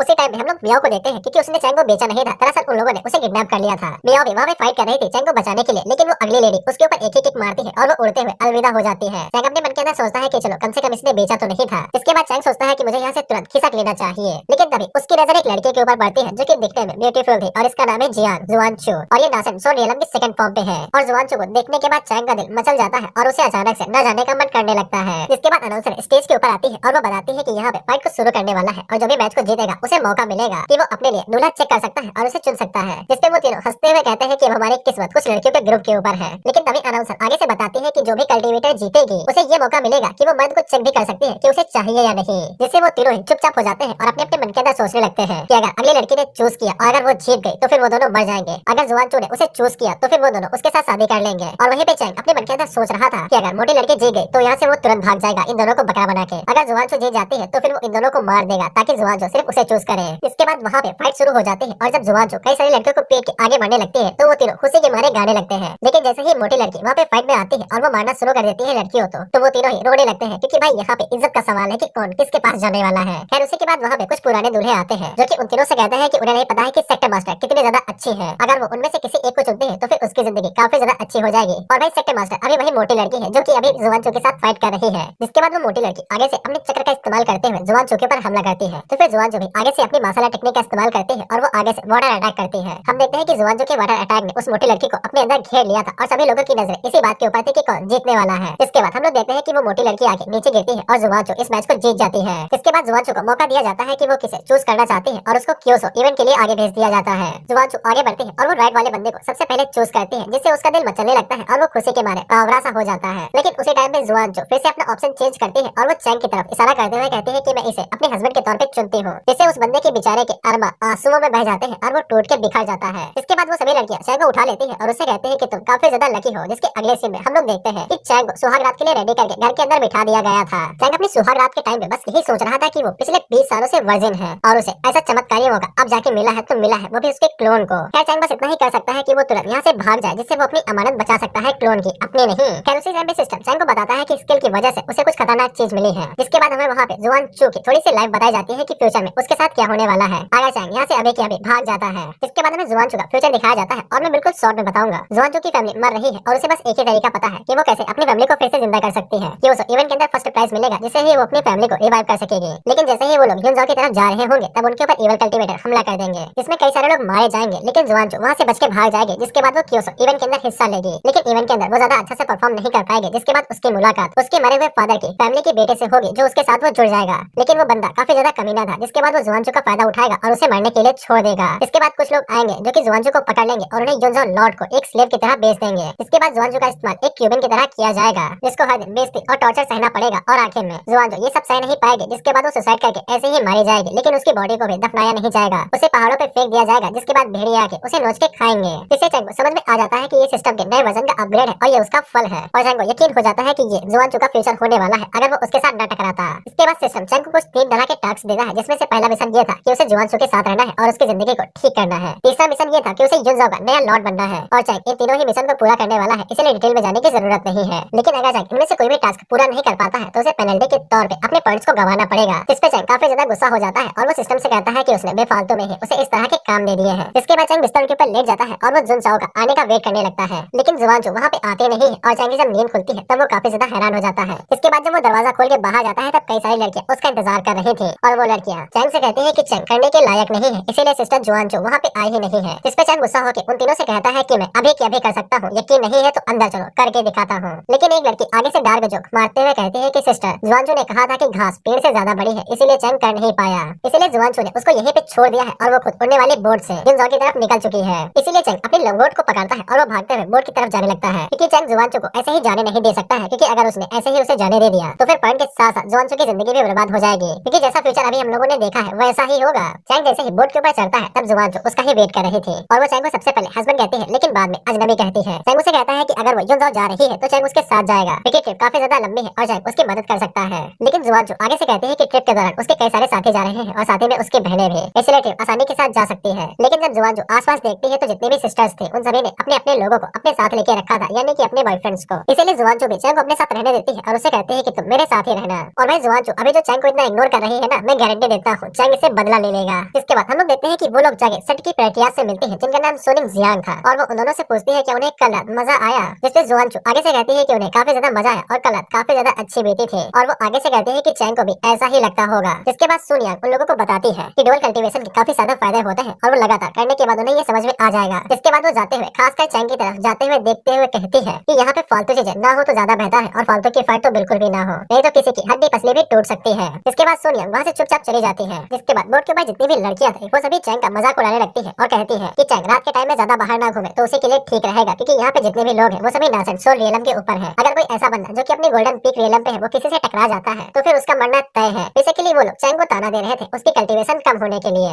जुआनचू चैंग को अपने साथ ले जाते हुए कहती है कि वो जिन भी लोगों को अपने साथ लेके आती है उसे उनका ख्याल रखना पूरी तरीके से आता है। और चैंग अपने मन के अंदर सोचता है कितने कमीने हैं साले, कल्टीवेशन क्या कम है, मेरा मजाक उड़ा रहे हैं। उसी टाइम में जुआनचू उसे कहती है तुमने सुन लिया ना उन लोगों को, इसलिए रात के टाइम में ज्यादा घूमना नहीं तो मैं तुम्हारी रक्षा नहीं कर पाऊंगी। इसके बाद जुआनचू चैंग से कहती है कि चैंग उसको मैडम कहके बुला सकता है, उसके नाम से नहीं। चैंग आगे से कहता है कि वो ऑर्डर्स को फॉलो करने में काफी ज्यादा माहिर है और वो अब से जुआनचू को मैडम कहेगा। इसके बाद हम लोग उन एवल कल्टीवेटर्स को देखते हैं जो कि जुआनचू के ऊपर हमला करके उसकी लाइफ बर्बाद करने का पहला कदम थे। वो सभी लोग जितने बोट्स वहाँ पे आए थे उन सभी लोगों को मार देते हैं और उनकी एनर्जी को एब्जॉर्ब कर लेते हैं। और इन लोगों के बॉस का मकसद कुछ ज्यादा ही अलग है जो तुम्हें बाद में पता चल जाएगा। इसके बाद वो सभी लोग देखते हैं कि वहाँ पे दूसरी बोट भी आनी थी और वो सभी लोग रेडी हो जाते हैं उसके ऊपर हमला करने के लिए। जिसके बाद अगला सीन बोट के अंदर का होता है। हम लोग देखते हैं कि जुआनचू जैसे ही अपने कमरे के अंदर आए थे तो वो तब से ट्रेनिंग के रूम के अंदर ही थी और वो लगातार ट्रेनिंग करते हुए जा रही थी। चैंग अपने मन के अंदर सोचता है कि जुआनचू का कैरेक्टर कुछ ज्यादा ही टफ है। वो जब से बोट के अंदर आई है तो वो लगातार प्रैक्टिस करते हुए जा रही है और उसने जरा सा भी आराम नहीं किया है। और चैंग को पहले से ही उसकी स्टोरी लाइन पता थी, इसीलिए चैंग को मदद करनी ही थी जुआनचू की, जिससे वो ताकतवर हो सके। इसके बाद चैंग सिस्टम से कहता है कि वो जुआनचू के कैरेक्टर को स्कैन करे और उसे बताए कि जुआनचू का क्वालिफिकेशन लेवल कितना ज्यादा है। सिस्टम चैंग को बताता है कि उसका क्वालिफिकेशन 7 है, जो कि बाकियों से थोड़ा ज्यादा है, लेकिन वो अपने मन के अंदर सोचता है कि इससे क्या फर्क पड़ता है, वैसे भी टास्क के मुताबिक मुझे इसकी मदद करनी ही है, इसलिए इसकी क्वालिफिकेशन को इम्प्रूव कर ही दिया जाए। उसी टाइम में जुआनचू को काफी तेज की चोट लगती है और वो पीछे आके गिरती है। चैंग उसकी तरफ आगे बढ़ते हुए कहता है कि मैडम आप ठीक तो हैं, चलिए हम लोग कुछ मजेदार सा करते हैं, जिससे जुआनचू कुछ और समझ लेती है और वो चैंग से कहती है कि वो चैंग के साथ बिल्कुल भी नहीं करेगी। चैंग अपने मन के अंदर सोचता है कि मेरा उससे मतलब नहीं है। इसके बाद चैंग अपनी लंगोट से कुछ बाहर निकालते हुए कहता है कि बस आप जैसे ही इस बिग बेबी को देखेंगे तो आप दंग रह जाएंगे। तो फिर जुआनचू शर्माते हुए उसकी तरफ अपनी शॉट फेंकती है तो वो शॉट चैंग के बिल्कुल एग्जैक्ट टांगों के बीच में जाके रुकती है। अगर शॉट थोड़ी सी आगे बढ़ जाती तो चैंग बर्बाद हो जाता और वो कभी भी अपने बच्चों की फोटो न देख पाता। खैर बाद में चैंग अपनी लंगोट से एक तलिस्मा बाहर निकालता है और वो जुआनचू से कहता है कि मैं इसको बाहर निकाल रहा था, तुमने कुछ और समझ लिया है। चैंग उसे बताता है कि ये तलिस्मा काफी ज्यादा पावरफुल है और ये चैंग अपनी फैमिली से लेके आया है। अगर जुआनचू इसका इस्तेमाल कर लेगी तो उसकी कल्टीवेशन काफी जल्दी बढ़ जाएगी। लेकिन जुआनचू उसे यूज करने से मना कर देती है और वो चैंग से कहती है कि अगर ये तलिस्मा इतना ही अच्छा है तो फिर इसे अपने ऊपर यूज कर लो, तुम्हारी कल्टीवेशन काफी ज्यादा कम है। इसके बाद वो वहाँ से तुरंत आगे की तरफ बढ़ने लगती है, लेकिन चैंग स्पीड से आगे बढ़ता है और वो उसके सर के ऊपर तलिस्मा लगा देता है और जुआनचू को इसके बारे में पता भी नहीं चला था। जुआनचू उसके ऊपर गुस्सा होने ही वाली थी कि चैंग उसे कहता है कि अगर ताकतवर नहीं होगी तो फिर मेरी रक्षा कैसे करोगे। इस पे जुआनचू बिल्कुल चुप हो जाती है, जिसके बाद वो चुपचाप बैठ के कल्टीवेट करने लगती है। जुआनचू को बिल्कुल महसूस होता है कि ये तलिस्मा सच में शक्तिशाली है और उसके जितने भी इंटरनल इंजरीज थे वो सभी ठीक होने लगती है और जुआनचू को यकीन हो जाता है कि ये तलिस्मा सच में शक्तिशाली है और साथ ही में उसका जो ग्रेड था वो भी बढ़ के 8 हो जाता है। चैंग उसे वो पत्थर देता है जो कि भाई टैलेंट को प्रिडिक्ट करता है, तो वो पत्थर हरा नहीं काला हो जाता है। जुआनचू को भी यकीन नहीं होता है कि उसने इतने कम टाइम में इतना ज्यादा इंप्रूव कर लिया है, लेकिन चैंग को ये इंप्रूवमेंट काफी कम लगती है क्योंकि जब ये लिंक के ऊपर यूज किया गया था तब वो डायरेक्ट इमॉर्टल के ग्रेड में आ चुके थे। इसके बाद जुआनचू अपने मन के अंदर सोचते है कि वो चैंग का फायदा उठा रही है और वो चैंग से कहती है कि वो उसका फायदा उठा लिया है और उसने उसके तलिस्मा को यूज कर लिया है, इसीलिए वो अब से अपनी पूरी कोशिश करेगी कि वो चैंग को प्रोटेक्ट कर सके। इसके बाद वो चैंग को बता देती है कि वो उसे थोड़ी सी अजीब लगेगी क्योंकि उसने अपने सीनियर से ये कह दिया था कि चैंग कर नहीं सकता है और वो नपुंसक है। दरअसल तो जुआनचू का चैंग के साथ शादी करने का इरादा ही नहीं था, उसे तो बस इवेंट के अंदर जाना था, इसलिए उसे किसी की जरूरत पड़ी थी। और वो चैंग से कहती है कि चैंग को अभी उसके ऊपर हंसी आ रही होगी क्योंकि वो काफी अजीब है। चैंग उसे कहता है कि तुम्हारा ये अजीबपना है मेरा फेवरेट है, लेकिन उसी टाइम में वो सिर्फ हिलता है, इसकी वजह से वो दोनों खड़कते हुए सीधा दरवाजे से जाके टकराते हैं और चैंग कुछ बड़ी बड़ी चीजों को छू लेता है। इससे जुआनचू शर्माते हुए उसे पीछे की तरफ धक्का देती है और जब वो बाहर जाके देखती है तब उसे पता चलता है कि जितने भी इविल कल्टीवेटर्स थे उन सभी ने उनके सिर के ऊपर हमला कर दिया है और वो एक दूसरे के साथ फाइट करना शुरू कर रहे हैं।